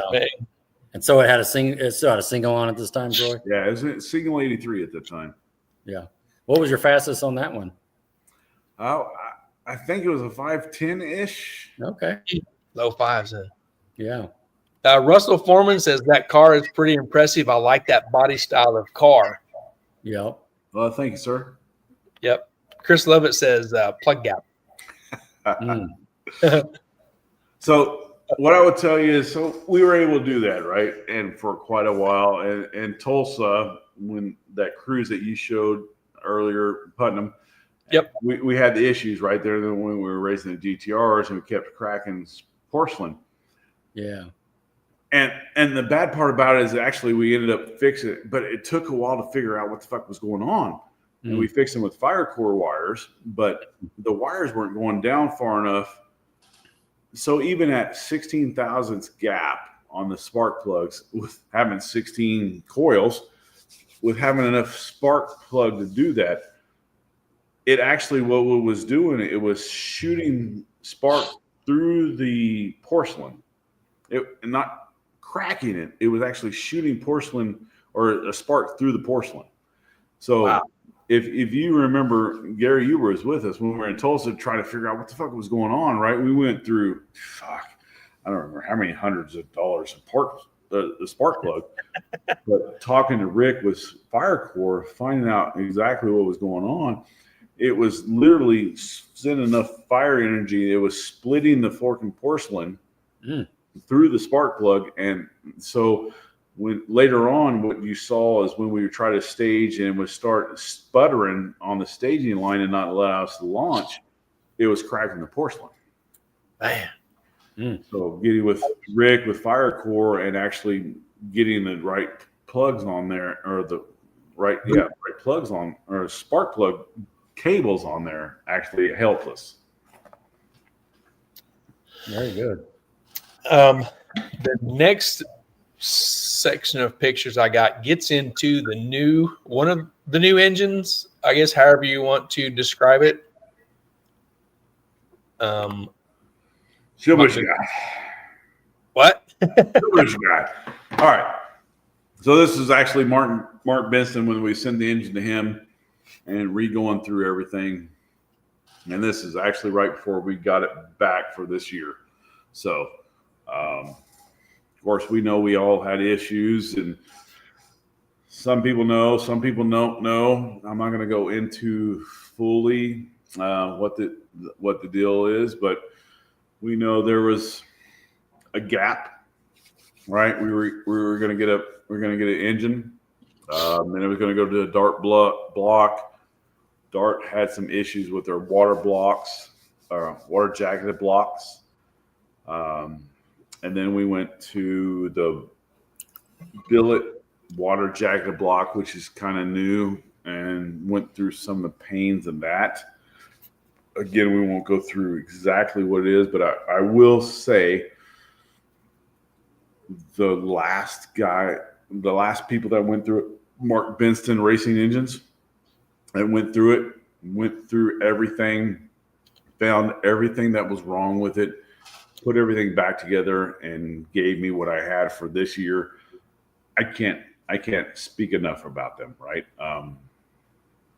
The guys are awesome. We are pulling the engine back out for now, and it's probably me being more, I hate to say it, but cautious after having an engine out for 3.5 years. There's probably bullshit stuff that I could probably fix right now, but I would rather send it after this amount of time and kind of a new issue, send it to them, let them look at it and give it back to me and have it ready for next year, than me going through it and just being ready, right? Because I don't know what I'm going to look for. They're going to know better. And with it being a new water jacketed Noonan block, they'll know what I am. So I could have made probably Texas next week, and I could have probably made Ozarks for Titans, because they even told me, hey, just take a couple degrees, add this.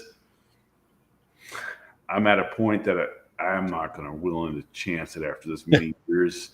I would rather say, hey, this has been a successful year, and let's stop now and let you see what we can do to improve, than chance just given the last 4 years nothing, right? Yep. Yeah. So good. Good Good plan. Great year. But it's a little bitty block compared to your guys. It's like it's like a 4-something, 408. It's it's not those That's big. about what mine is, in a big junky iron block. What is the deck height on that, Troy? I gotta drink. It's top secret. All right. Cool enough. We're going 125, but no. Well, it's a really nice piece, Troy, and it's obvious the Binkstons they got their stuff together, and it's in good hands. Yeah. And like I said, again, you guys have been around long enough to understand. Last year before last, now at this point, we found all the issues that we had last time. We talked to Dale Healer with Hull Tech, right? And he happened to be in the States at that time. And he said, man, send it to these guys and they will do their due diligence. So we did. We sent it to Mark Benston, and you guys you can look them up. They've been in radio racing in a little bit. And Successful. Yep. So, and they did. And they've never done a Gen 3 Hemi, but they spent and they sent details. Hey, this is what we found. This is what we found. This is what we think would be better. This is what we think would be better. And the guys, the communication couldn't be any better, right? And they helped us, and we went through this. And Chris has been in contact with Mark. I mean, it's just been awesome the way that this has been. So that's why I think we're better off doing it this way than trying to chance it, right? So. Yep. And Chris said, deck. I just looked it up. What's that? It's a 9.2 deck. Chris says standard 6.1 deck. Yep. Or 6.1 liter, right? So, yeah. So while this was kind of in the fixins, you had some major chassis upgrades going on. Yes. Chris says he had hours on the phone with Mark. You had Tim Webb build you a new ladder bar setup and rear end, whole new rear end. So that's way before this, right? So yeah. This was back So when we went to the 83 and we're actually making power, right? That's when me and you raced that one time, and actually the left side was about 6 foot in the air, and the right side was about a foot and a half in the air, right? It started twisting it really bad. So we started looking at it, and you started seeing the Dana 60 that was in it was almost a U shape at that point. Ooh. Like, oh, what the fuck? So got it into Tim, talked to Tim, and I wish I could find the trailer pic because we've talked about that pic, right? I was really wanting to look at that but talked to Tim, and man, Tim's like, man, I can help you out. And Tim's an awesome guy. I love having him as a friend. But yeah, he built the rear end for this, built the anti-sway bar, and built the whole rear suspension. And it was just like night and day when he did that. Yep. And recently then, so within the last year, right, is you took it to Keith to have the last bit of chassis update done while you was waiting on the engine to come back, right? So the last couple of years, it was an 8.5 cage, and we knew it was heavy, right? It was 3,300 pounds at that time. It's like, what the fuck? So Keith took it on, and I appreciate Keith helping out and everything. But as he took that cage that was in there, the 8.5 cage out of there, man, that was, I don't know, for the guys that are suspension guys or chassis guys or anything like that knows. He cut that stuff out and showed me. It's the old mild steel with the blue line on it. Yep. I don't know how many of you guys know. That's like 150 thousandths thick. It's like, holy shit. It's mild steel. Oh, yeah. Yes, it's very thick. So, like that picture that you got right there is, he had Brandon that was working with him, and me not even being that big of a guy. I could go over there, and after he cut that cage out and take that front end, and you could actually lift the front end. After that, it's like, holy crap, So we went from an 8.5 cage to a 25.2 cage and still lost 100, 150 pounds, Yep. Yep. Yeah, you guys cut out a lot of unnecessary stuff.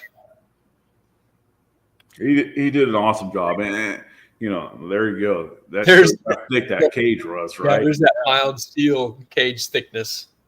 It's just amazing to think, So we went from best that we could do is a 117 60 foot to a 497 that with Chris's help and Keith's help, what are we talking about? Less than half a year. We went from a 497, 117 to a 113, 450 at 163. I mean, there is no way that my dumbass, as stupid as I am, could do that, right?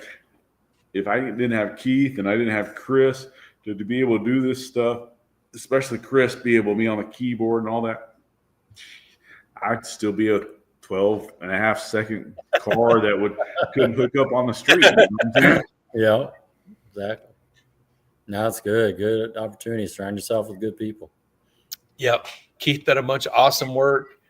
You got it back home and you did some painting, right? You made a paint booth in your garage. I did. I did as best as I could, I guess, is what I could say at this point. But well, it looks pretty good. It looks cool. And this was in kind of the put back together mode. Would be safe to say? It's a street car, right? It's got a couple. Yeah, cup holders. Yep. That's what makes it a street car. Heck yeah. Trunk looks real nice. And I thank Gary for that one, right? And it's because he told me where I can go to get that powder coated. But you got the street tank, and you got the race tank right there, right? Yeah. Real nicely done. Chris says, thanks for the trust, faith, and friendship, most of all. Talking to you, Troy. Man, I'm telling you, the funny thing is I'm going to tell you this, and I'm going to go pee again. But, but the funny thing is I went to the dyno that one time.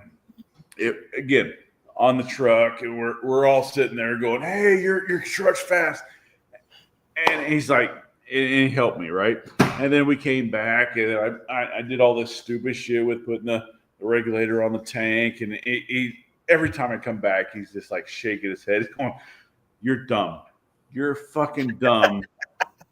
But I'm going to help you. And he steers me in the right direction, right? And then so we get the car, and we again, we're still like carbureted and all that, and dude is good with carbureted still, so he helps me with that, and I start looking at him. I go, you know what? What do you think about a new Hemi? He's like, what the fuck is wrong with you? Like, well, yeah, there's something wrong with me. But he's like, let's do it. So we start planning all this stuff, right? And I come up with stupid ideas, and I come with one, well, what if we did this? But Chris makes it happen, right? I am same way at work. Is like I have really stupid ideas, but someone else makes it happen. I go, we can make this 6-1 and run really fast. No, we can't. No, we can. Okay, we'll try it.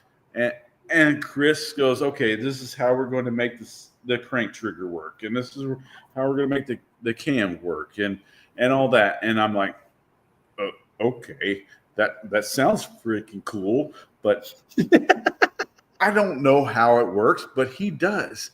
And he just gives me enough information that I can make myself dangerous, and he controls me. So I'm going to pee. Go pee. He's got me way beat on the pee breaks. It sounds like it's Chris's fault.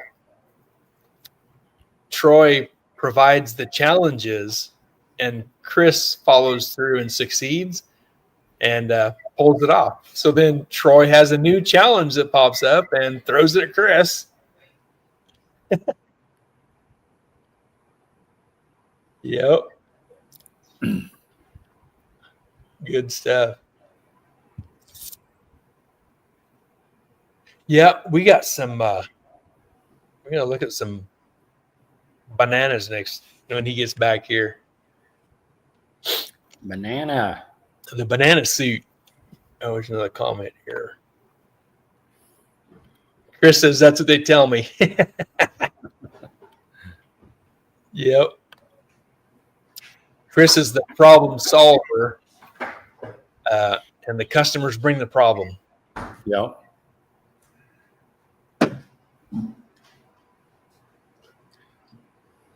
Yay. Where did the banana suit come from here? Okay. So, so that was a long story, right? So, this is back with Chris, Tim's brother. Chris Webb. I kept giving him shit, right? I was like, man, one day you're going to line me up in a banana suit. He's like, no. I was like, tell you what, if I buy one, will you do it? So this was back when 8.5 was a big thing, right? Yep. He's like, yeah, you buy a banana suit, and I'll line you up. I was like, you sure? Yeah. I was like, okay. So I started scouring and finding banana suits and finding banana suits, and Chris was a big boy, right? So I finally found one that was big enough for him. And I got it. Unfortunately, at this time, certain things happened, right? He was still running 8.5 at that time, and he's like, man, I'm not going to do it. I was like, dude, I got you a banana suit. You're going to come do it. And I ain't going to lie, Chris, to his word, he was going to do it. He was like, man, I told you I would do it. You tell me what track, I will do it, right? And unfortunately, that was about the time that certain things happened, and he was unfortunately not able to do that. Yep. So I had this banana suit at that time, right? So, my sister, God rest. I mean, she looks like me. I hate to say it, but I make it look better. But she says, so we start talking one time. She goes, well, I'll come out and support you on racing. I was like, okay. I was like, hey, tell you what. We wear a banana suit. She goes, what do you mean wear a banana suit? It's like, will you wear a banana suit? I was like, if you have a banana suit, I'll wear one. Well, of course, I already had one because you got it. And she didn't know that. I was like, okay. I was like, you come out and this weekend and you can. So she came out and I had one and she's like, where the fuck did you get that? I was like, well, all right. So there's a video out there, and I'm sure my sister doesn't want anyone to know, but there is actually a video out there that her in front of us, in front of the car, driving up to the lanes the whole way, of her shaking the whole way we're going up the staging lanes, right? Yep. So, I mean, it became a thing at that point, right? So this picture I hate to say this picture. So my mom, and that's my sister. My mom was whenever she was here, she was one of my best supporters, right? She always was there for me. When they moved down here for the short time that she was here, anytime I was out there, hell, anytime we were here, anytime we were having a party here, she was here, right? So God rest her soul, my mom was there, right? And she supported me and my sister as anytime I've asked her to do that. And you've seen the one in Houston, that's Andrew and Amy. At this point, and this year, I should be flogged for this year because I didn't do it this year. But any track we've ever gone to, I've taken the banana suits. I've always had somebody dressed in the banana suits, right? I wish I could have found the picture for you guys and Cal was in it, because it was a really, I mean, it's the same one that you see my mom in there is the same one he dressed in. It didn't fit exactly the same way, right? So, but like Houston, I had Andrew and another person fit in there, and every event except this year, and I was bad about it this year, but every time we went somewhere, AJ Taylor, man, he wore one for a long time. Oh, I didn't know that. Oh yeah, I mean, every event we go to, we try to get someone to wear the banana suit, right? And it's just another thing to try to get people. It's having fun, right? It's doing something at the track to have fun. I remember when Cal had it on. Yeah, it was a big boy. Mm-hmm. Big boy. Chris says he ain't doing it again.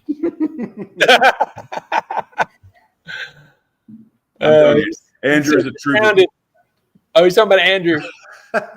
Andrew says Chris is the next one needs to wear it, and Chris says you're grounded. Yeah. I mean, Andrew did it. I mean, out there in Houston, you saw that picture. He was the one in Houston. Dude.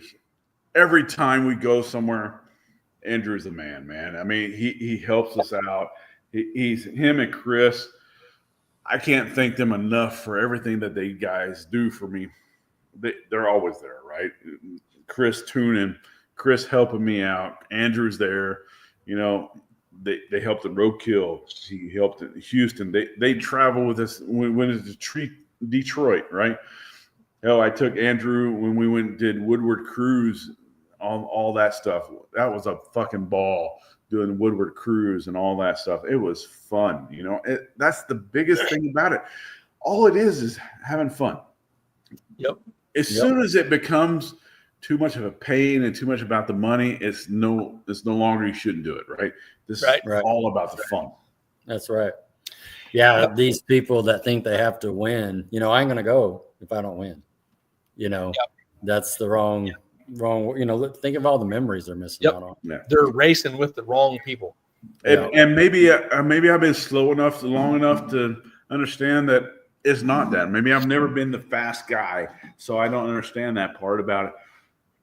But to me, it's always been, and the shitty part about this year, and I hate to say this, the only bad part about this year is I haven't got to go out and talk to people, right? I'm an introvert. I hate, it sounds funny, but I'm an introvert. So if I'm racing, I'm even if I'm not doing something on my car, I'm at my car, right? But if I'm not racing, I go out, talk to people, and try to do what I can do. But if I'm racing, and this is what this year has been, I don't get it out as much, right? So I get done racing, I put the car up, and by the time that I do that, everyone is done. So I don't get to play around, right? So like when Brian's racing, when I go out and help Brian, even in Tulsa or Denton and all that other shit, that's where probably people know me more than the actual yellow car or racing is helping Brian, because that's what I mean, it's just being there, right? Being part of that and having that fun. That's to me, and me and Rodney had that conversation, I don't know how many years ago, right? Is I don't give a shit if you're done or not. Stay, enjoy the race, enjoy the camaraderie, and don't just leave, right? That's the whole thing. Yeah, agree. And I was bad about that this year because I did some of that and I didn't stay for that. And I feel bad about that, right? Yeah. No, that's just it right there. Good. Well said. It is more than that. It's more, it's about the community. And I just goes back to the Titans deal too. Cause like Gary said the other day, there's just not a lot of racing going around, with us here, but it's a great picture right here, Troy. That's been a long time right there. She's little. Yeah. That's been a few years. Yeah. I don't think she'll see this, but and that was the funnest part right there. Yep. That was fucking awesome, right? Driving to fucking school, picking them up in that car, and driving them fucking home. Dude, that was probably my highlight of anything right there. Is awesome. Fucking, and just I can't do it now. I mean, they probably wouldn't even drive with me now, but sure, man, when they were in high school or in elementary or anything, and just driving up and sitting in that fucking line, and they get in the car and everyone's just staring at you and you drive the fuck off. Yep. That was fucking memories. Hopefully they remember it as much as I remember it, because I enjoyed that more than anything. Yes. I got the chance to do that with each one of my kids at the grade school level. And I 100% agree with everything you just said about it. It's so cool. Yeah. Yep. The last little batch of pictures gets us into kind of some recent, and there's some here with Brian. We know this is recent. Wasn't this the shit, I don't even September? Yeah, looks like you was early out. Yeah, you was early out at Mad in September with this. Yep. You and Chris. Yep. Here's another with you and Chris holding these big trophies. I'll do.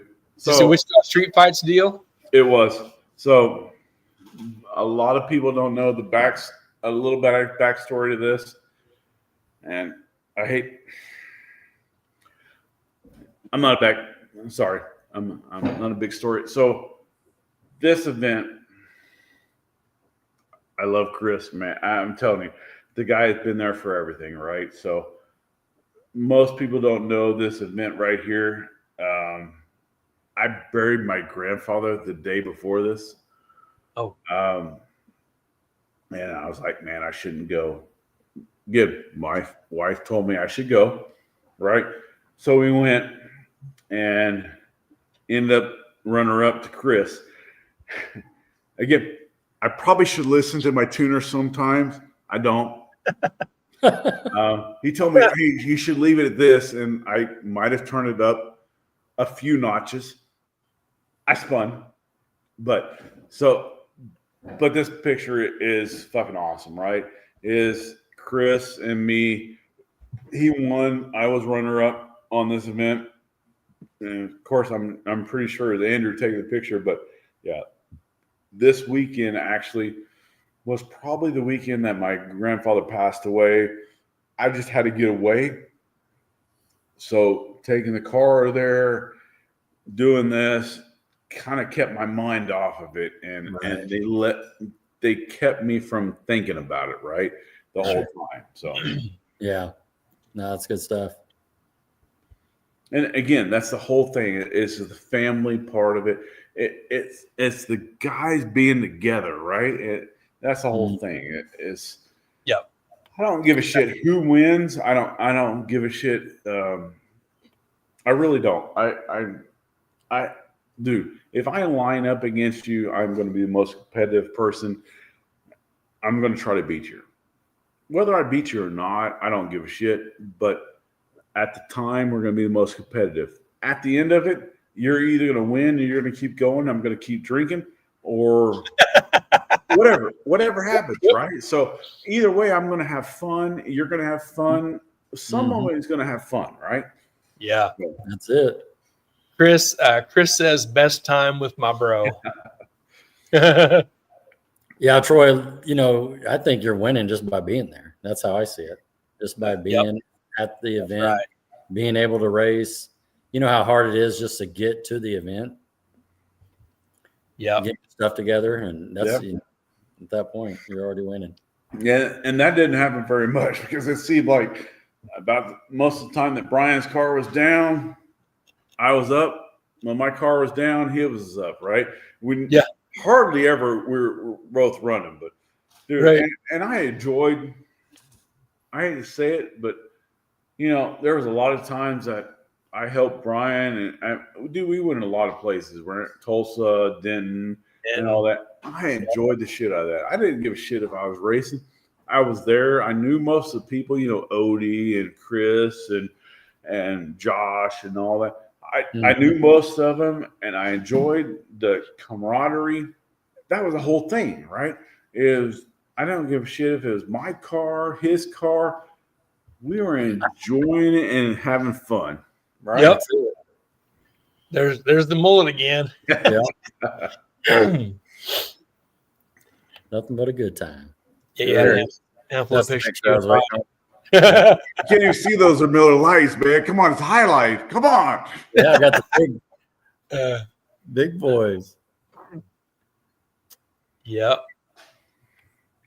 And that, that's the biggest thing. And Gary, I know you've been there, and Rodney, I know you've been there too, right? It's not the winning part. It's who you're there with. That's all I'll say. Dude, I don't know how many times I've been in Denton, and that's what I was doing. I wasn't racing. That's what I was doing, right? Mm-hmm. Yep. Same, Troy. I haven't raced for 3 years, and I keep going and hanging out with my buddies. And I love it.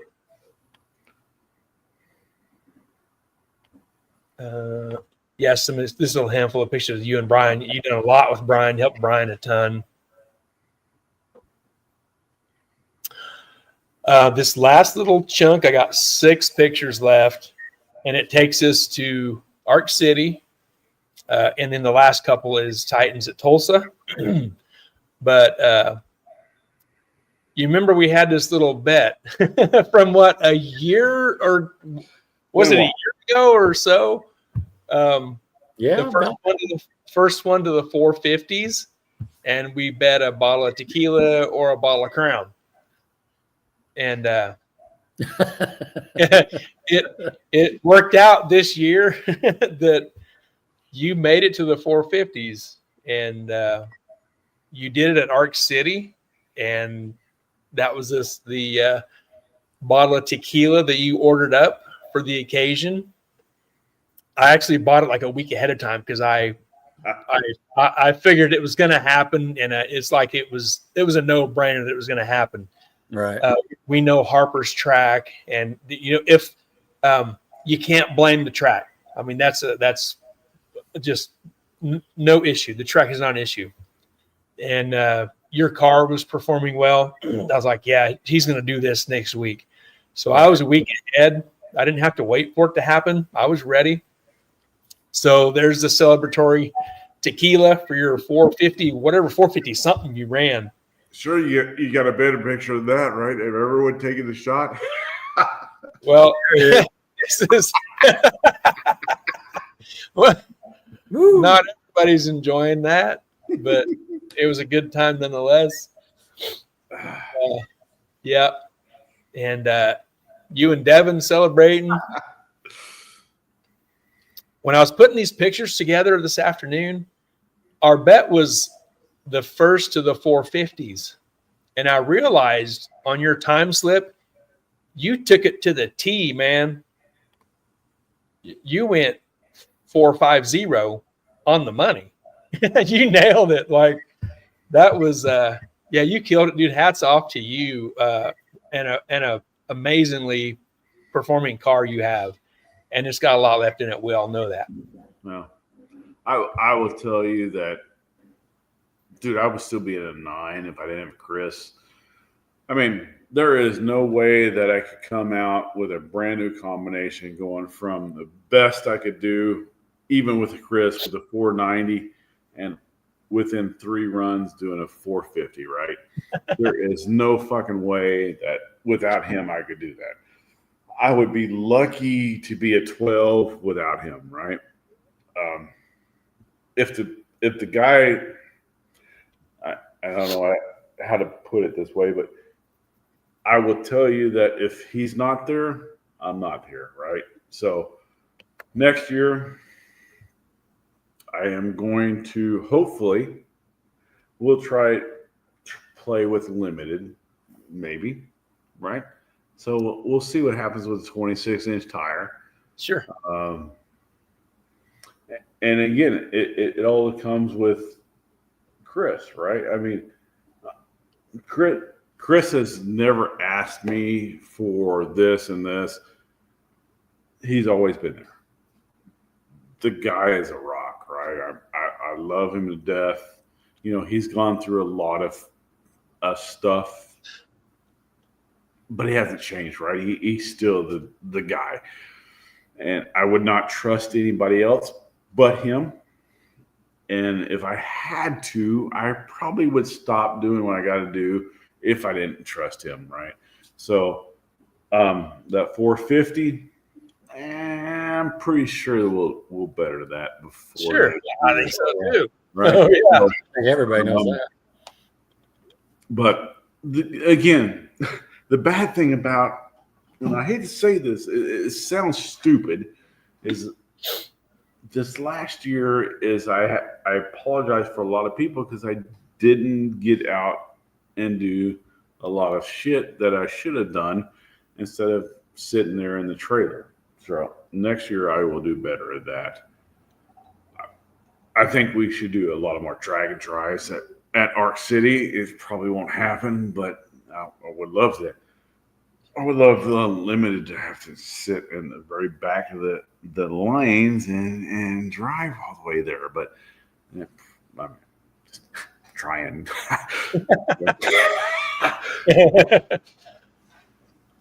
Brian says, man, so many good times, hard to pick one. I can't thank Troy enough for everything and all the help and friendship we have made. Dude, me and Brian have gone. The bad part about the whole thing is whether it's good or bad, when he wrecked at Wichita, it was the only time that I was out of town, right? So I was in Colorado at the time, so I'll give him shit, so he should never race when I'm not there. Right. But, that was I don't know how to put this, but, I started getting into everything in 10, right? And I got with Jim Frent and Brian and even TJ at that point, right? And as they came in, and Keith and Gary, probably about that time was, so when Keith was putting his event on, and and there weren't pictures on this. And then the funny thing is I don't know if you remember this, Gary. So one of McKee's events is I busted out, and Brian actually went out. So I let him use my truck, that 2011 RT, right? Yeah. And all of a sudden, Keith went home and got his bottle of nitrous, right? It was, his hand doing the nitrous, right? So, it's stupid shit like that as you remember. It's not, I don't give a fuck how fast you are. That shit's the fun part about it, right? As Keith driving by, looking at you, going, fuck you, and putting your finger up and going, oh, you motherfucker, you got a nitrous bottle all of a sudden. What the fuck? Where'd that come from, right? It's a whole thing of that, right? It's just having that fun of that. And that's the biggest thing. That's all that matters, right? I don't give a shit who wins. Have fun. Yep. Yeah, you're right. You went to Tulsa for the Titans with some success. Mm. Yeah, I should have probably let off a little earlier than that. Yeah. That made great pictures. Look at that.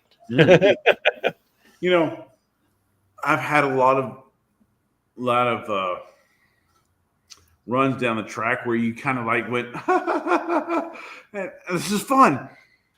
Dude, that run before this one where it kind of went up and settled itself down. Yeah. I have never giggled so much in my life. Dude, that I don't know what it was, but it made me giggle the whole time it sat down. Now the next time, I didn't giggle so much. Right. Oh fuck. But that first one, it really made me giggle. Yep. Oh man. Sweet. We got a couple videos you want to see real quick. I think this one might be Tulsa right here. Hang on.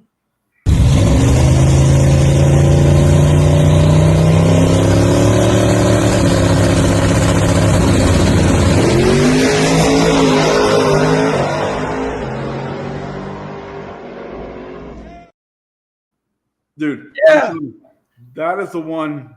Little power didn't touch anything, and I was like, oh shit, oh, it's coming back down. Yes, I started giggling, dude. That's the bad part. I was like, man, I'm glad there's not a fucking camera in here at this point, because all the other ones you're like, I literally was laughing out loud at that one and going, oh my god, this is fucking hilarious. I was like, oh, thank God. That was a great one. Yes. I think this one here, another quick little video. This is from Mid-America Dragway. I don't remember which one. It's probably one of your 450 something, maybe. Let's watch.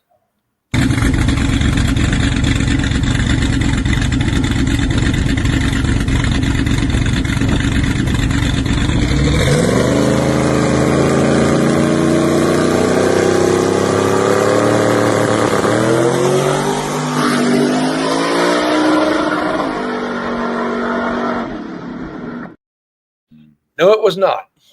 Yeah. Nice test pass. Well, I would tell you that it seems like every time Adam Phillips sets his record, I'm right in the second lane, setting my personal best. So as long as I get to keep being part of that video, that's all that matters, right? Yes, set his personal best, and he's going to run a track record, and I'm going to run a really slow half-second pass, but it's going to be my best. So it's going to be very fast. Yeah. Yes. No, I'm telling you, dude, the guys, when we ran in Tulsa, Adam there, dude, they actually came down there and goes, hey, we're sorry that we're celebrating. Dude, celebrate all you want, dude. Yeah. Your 398 is awesome. I don't give a shit even whatever the finish line, dude, your guys are fucking awesome. I wish I could do that. Celebrate. That's all that matters. And then we go to Mid-America and same thing. Dude, celebrate. I don't give a shit. I'm still faster than what I've ever been, so I don't give a fuck. So have That's fun. just you're celebrating what you ran too. I mean, there's a ton of people that went their personal best and didn't cross the line first, but you got your goal, and that's what really matters. Dude, again, the whole thing comes down to is just enjoying the situation that you're in, right? Mm-hmm. Yep. Yes, they're going to run faster. Good. That's another key part about the friendship and camaraderie on the racetrack is also celebrating your competitors' victories and achievements also. Yes, absolutely. It's fun to see that. It's good. Yeah. And they're going to celebrate you too when you do great things. And they were. And like Russell Friesman give me shit. He's like, well, I ran a really big but you had to do a power wheelie next to me. I was like, I didn't try. I laughed. It was fun. Yeah. That's like the Browns last year at Radio Roundup at 5 a.m. on the starting line, watching Rodney win in the final. Oh, at 5 a.m. Yeah. They were there supporting. Yeah. Mr. Devin Brown, don't let him lie. He's well, it goes back to being at the Mid-America when you went in the 50s, and we're all there. We came out to see that. We knew you were going to do it that day. You know. Yep. I don't even think that was a race. That was just the testing, right? It's your last potty break, Troy. Doug Perry says, "Great show, guys. Badass hot rod, Troy." Yes. Chris Lovitz checking out later. He's going to bed. Yep. Troy gets back. We'll wrap this up. It's been a great show. Great pictures and stories, man. Good stuff. While we're waiting on Troy, let's shout out to our partners. Let's give our partners another shout out. Mid-America Dragway, Ultra Color Collision Repair, TNS Race Cars, Titans of 10.5, the fastest small tire series in the Midwest, Mobile Recon Mobile Detailing, Harry Street Carpet, and Sandlin Iron and Metal. Thank you, awesome partners in 2025, and hope you come back and hang out with us in 2026. We'll be talking to you soon. All right. So, Troy, this is where we always get to. You watch the show, so you know what's coming next. This is time where we give the mic back to you to say your shout outs and thank yous and family sponsors, all the people that help you. I don't have that many. So I will tell you that Sandra, I couldn't do it without her. You know, she has the. I'm sure you guys have seen the new Facebook. She does that, and yeah, it's cool. I'm pretty sure that it's spelled right, so it can't be me, right? So you already know that. Right? So yeah, so give that a shout out while you're here. What is it? Say the name of that. AVES Performance, right? So we grew up, right? So we're really going to do Bahamic racing. So there's already a couple out there, so there's a lot of a story behind that one. So showing AVES Performance, right? So cool. But her, I can't do without her. So Chris at Wichita Dyno, dude, we've been so many places and so many different places with him. We couldn't do it, right? Kearney, Nebraska, Detroit, Tulsa, all the places we've been. Without him, we would not be there, right? And Brian Wise has been there. So when I haven't been there for him, he's been here for me. It's like swaps, right? So, and Bullseye Performance. I'm sure you see him back there. The turbos that we got, I wish they worked less because I need to get a little smaller, but. So we'll see what happens before next year, but and Keith, I mean, the chassis work and everything he's done on the car is just top notch, right? I mean, you go from where we were at with Chris and tuning it, and all of a sudden go 0.2 faster on the 60-foot and half a second faster on the 8th mile, right? There's a little chassis in there, right? And so the friends, right? The friends get us there, right? So Gary, I mean, you've been there. Hot Rod, you've been there. I mean, it's just getting there and enjoying the friendship. That's really what it comes down to. Yep. Awesome. Awesome. You got a shout out from Cassandra. She says, "Hi, Papa." The video, I don't know if anyone's seen it. The video that she just made me that kind of tied a little bit of it. Dude, she did awesome. I mean, not knowing cars, the video she did is beautiful. I appreciate everything she does for me. So, and you also have a YouTube channel, right? That's getting kind of re-sparked, right? A little bit. I don't know what it is. Okay. I think it's also a performance. I know drink to it.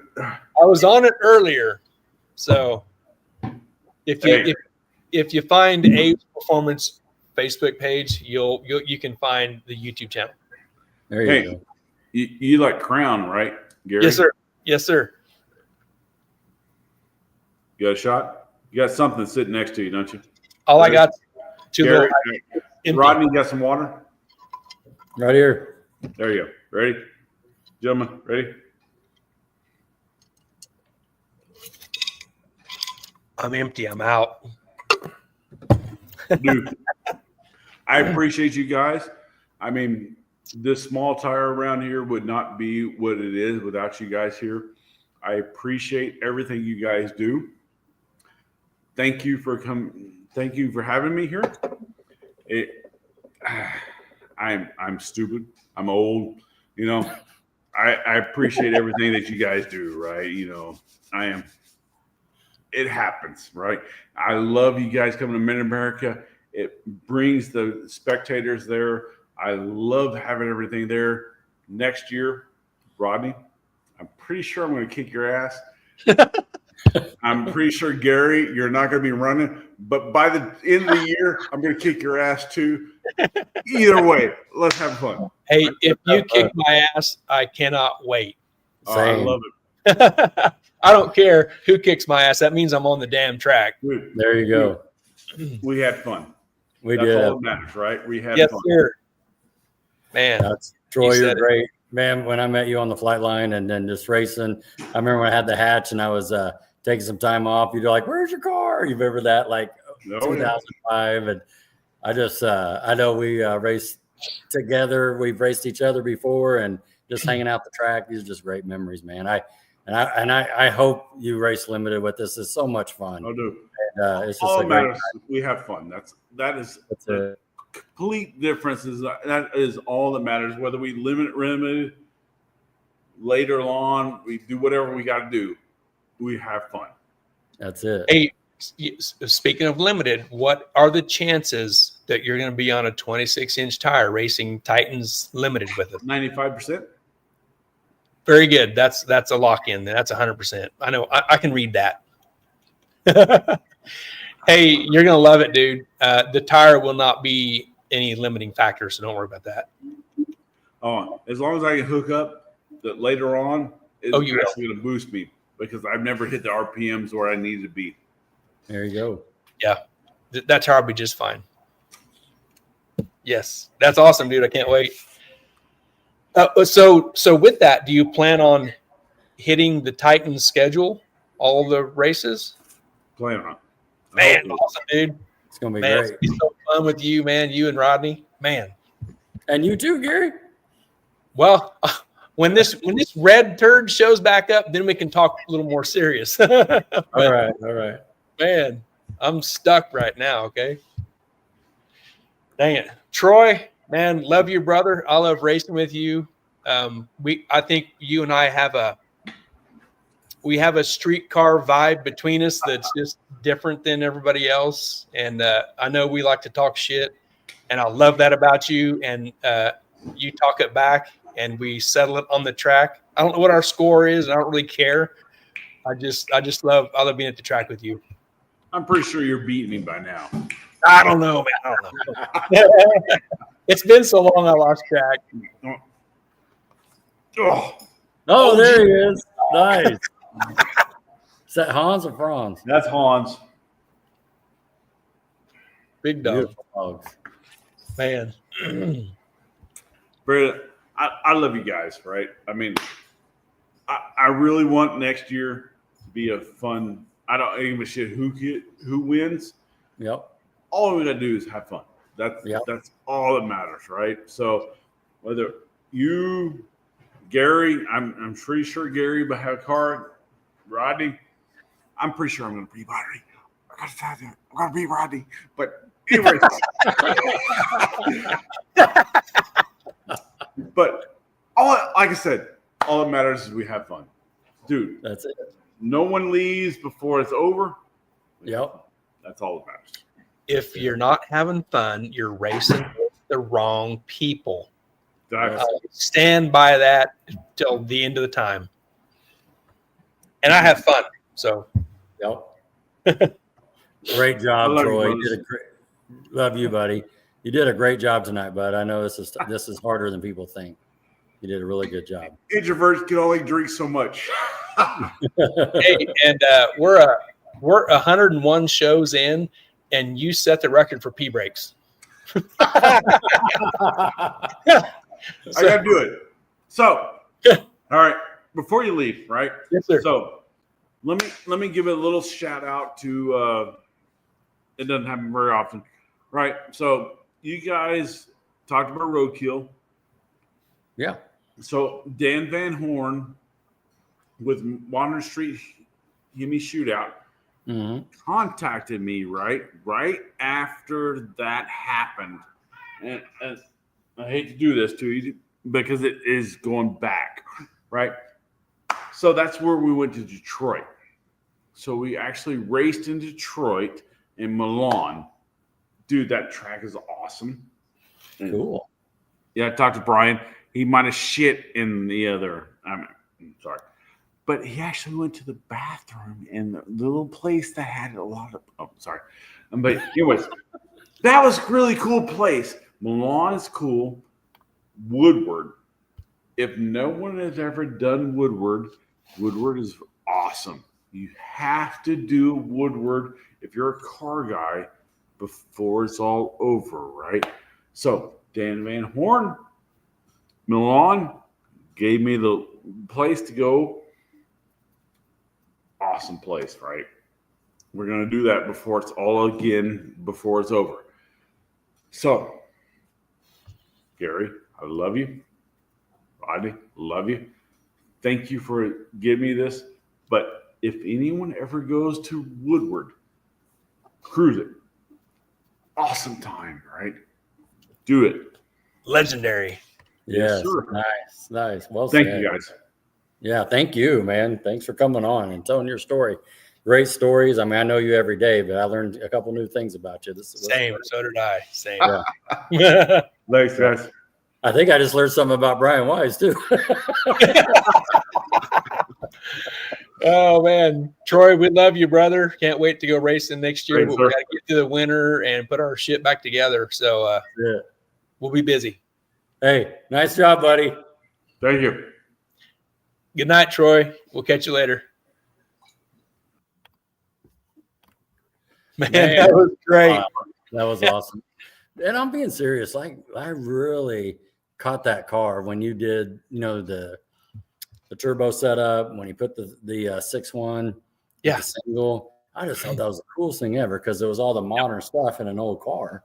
Yeah. And I don't know what fuel injection it had on it back then, but I remember it had the air to water, the big old intercooler under there. And I just thought that was the coolest thing ever. I'm so glad, and I'm not knocking LSs either, but I'm so glad he stayed with the Hemi, Yeah. Just- Very unique and non-belly button. Yes, exactly. And even the yellow and the black, it looks good. It really does. And it's one of those deals it's like you said, you're not going to see a bunch of them. So if he's either driving it on the street or at the racetrack, later on, if you would say like, hey, did you see the yellow dart? You ain't picking through the field. There's only one. You know, Yeah, it's just, not hard to remember and not Yeah. hard to find. It's right there. Yeah, Right. Man, it's behind those 5 Mustangs. right, exactly.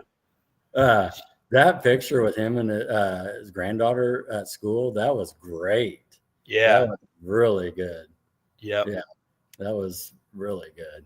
Yeah, But, Pro EFI. Andrew said it's Oh, had okay. There you EFI go. all the way Yeah. up until now it's got Haltech.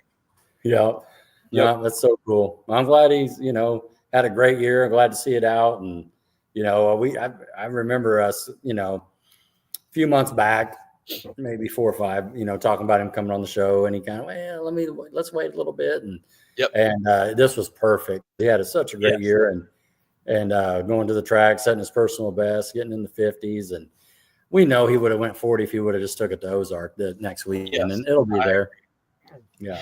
The only thing that would have been like better than what we just did would have been after you and him, we could have all went to Radio Roundup next week. Yeah. And had a good time at Radio Roundup. Yeah, no, you're right. We were telling telling the story. That definitely. That's such a great time. We'll definitely have to get that for next year. You know what I mean? Yeah. Sandra, I think is talking about, Cassandra said she said she still wants to do it, but the car being down for so many years makes it hard. Yeah. Well, maybe it'll be one of those deals where she'll drive it to homecoming or drive it to prom when she gets a license. Right. So that's a cool little deal. So yep, man, Troy was great. Good pictures there. I know this had a good bunch of them there, and got to see the car early and other cars that he had. I knew he had that truck because I'd see it in the parking lot. The red Dakota. Oh, really? Yeah, I didn't know about the truck. Yeah. And I knew it had a little Vortec on it and whatnot. Oh, man, cool. But yeah, very cool, man. Very cool. All right. Yes, sir. Woo-wee. I think it's time for bed. All right. Well, let's lock it in. Lock it up. Sandra says, have you seen her drive? Have not. Good point. So that's funny. We'll take your word for it. That's funny. Cool. Such a great time, Brian says. Yeah. All right, you ready to? I was waiting for that mullet picture too. I knew it was out there. I was just waiting for it to come up. That's a classic with them too. Yep. With Brian's third gen, making fun of I was waiting for that one to come up. Yeah, so, that's good stuff. Yeah. Funny. Yeah. Well, all right. Good work on your half too, because I know it takes a lot of time getting all those loaded, run the videos. Yeah, so I almost messed them up. I had to do a little fixing. You have to do a shuffle? Oh man, when it said I could only have 100, I was in a panic. I had to redo some things, and I did a little deleting, and I had to go back and do some redoing, and I almost messed up. Well, so I have a little system. I wish it was a little easier on you where it number it. You know what I mean? Just you're clicking. It worked out. It worked out great. Great show. Yep, Doug Perry, great show, guys. See you next week. Thanks, Doug. All right, Doug. See you. Take care. Yep, let's get ready with a little bit of this. You ready? Yeah, let's do it. Nice, right, brother. Yep. We'll get something put together for next week. We'll put it out on Wednesday, and we'll catch you all later. All right. Good night, everybody. See you, Rod. Thanks for your time. Bye, Ginger.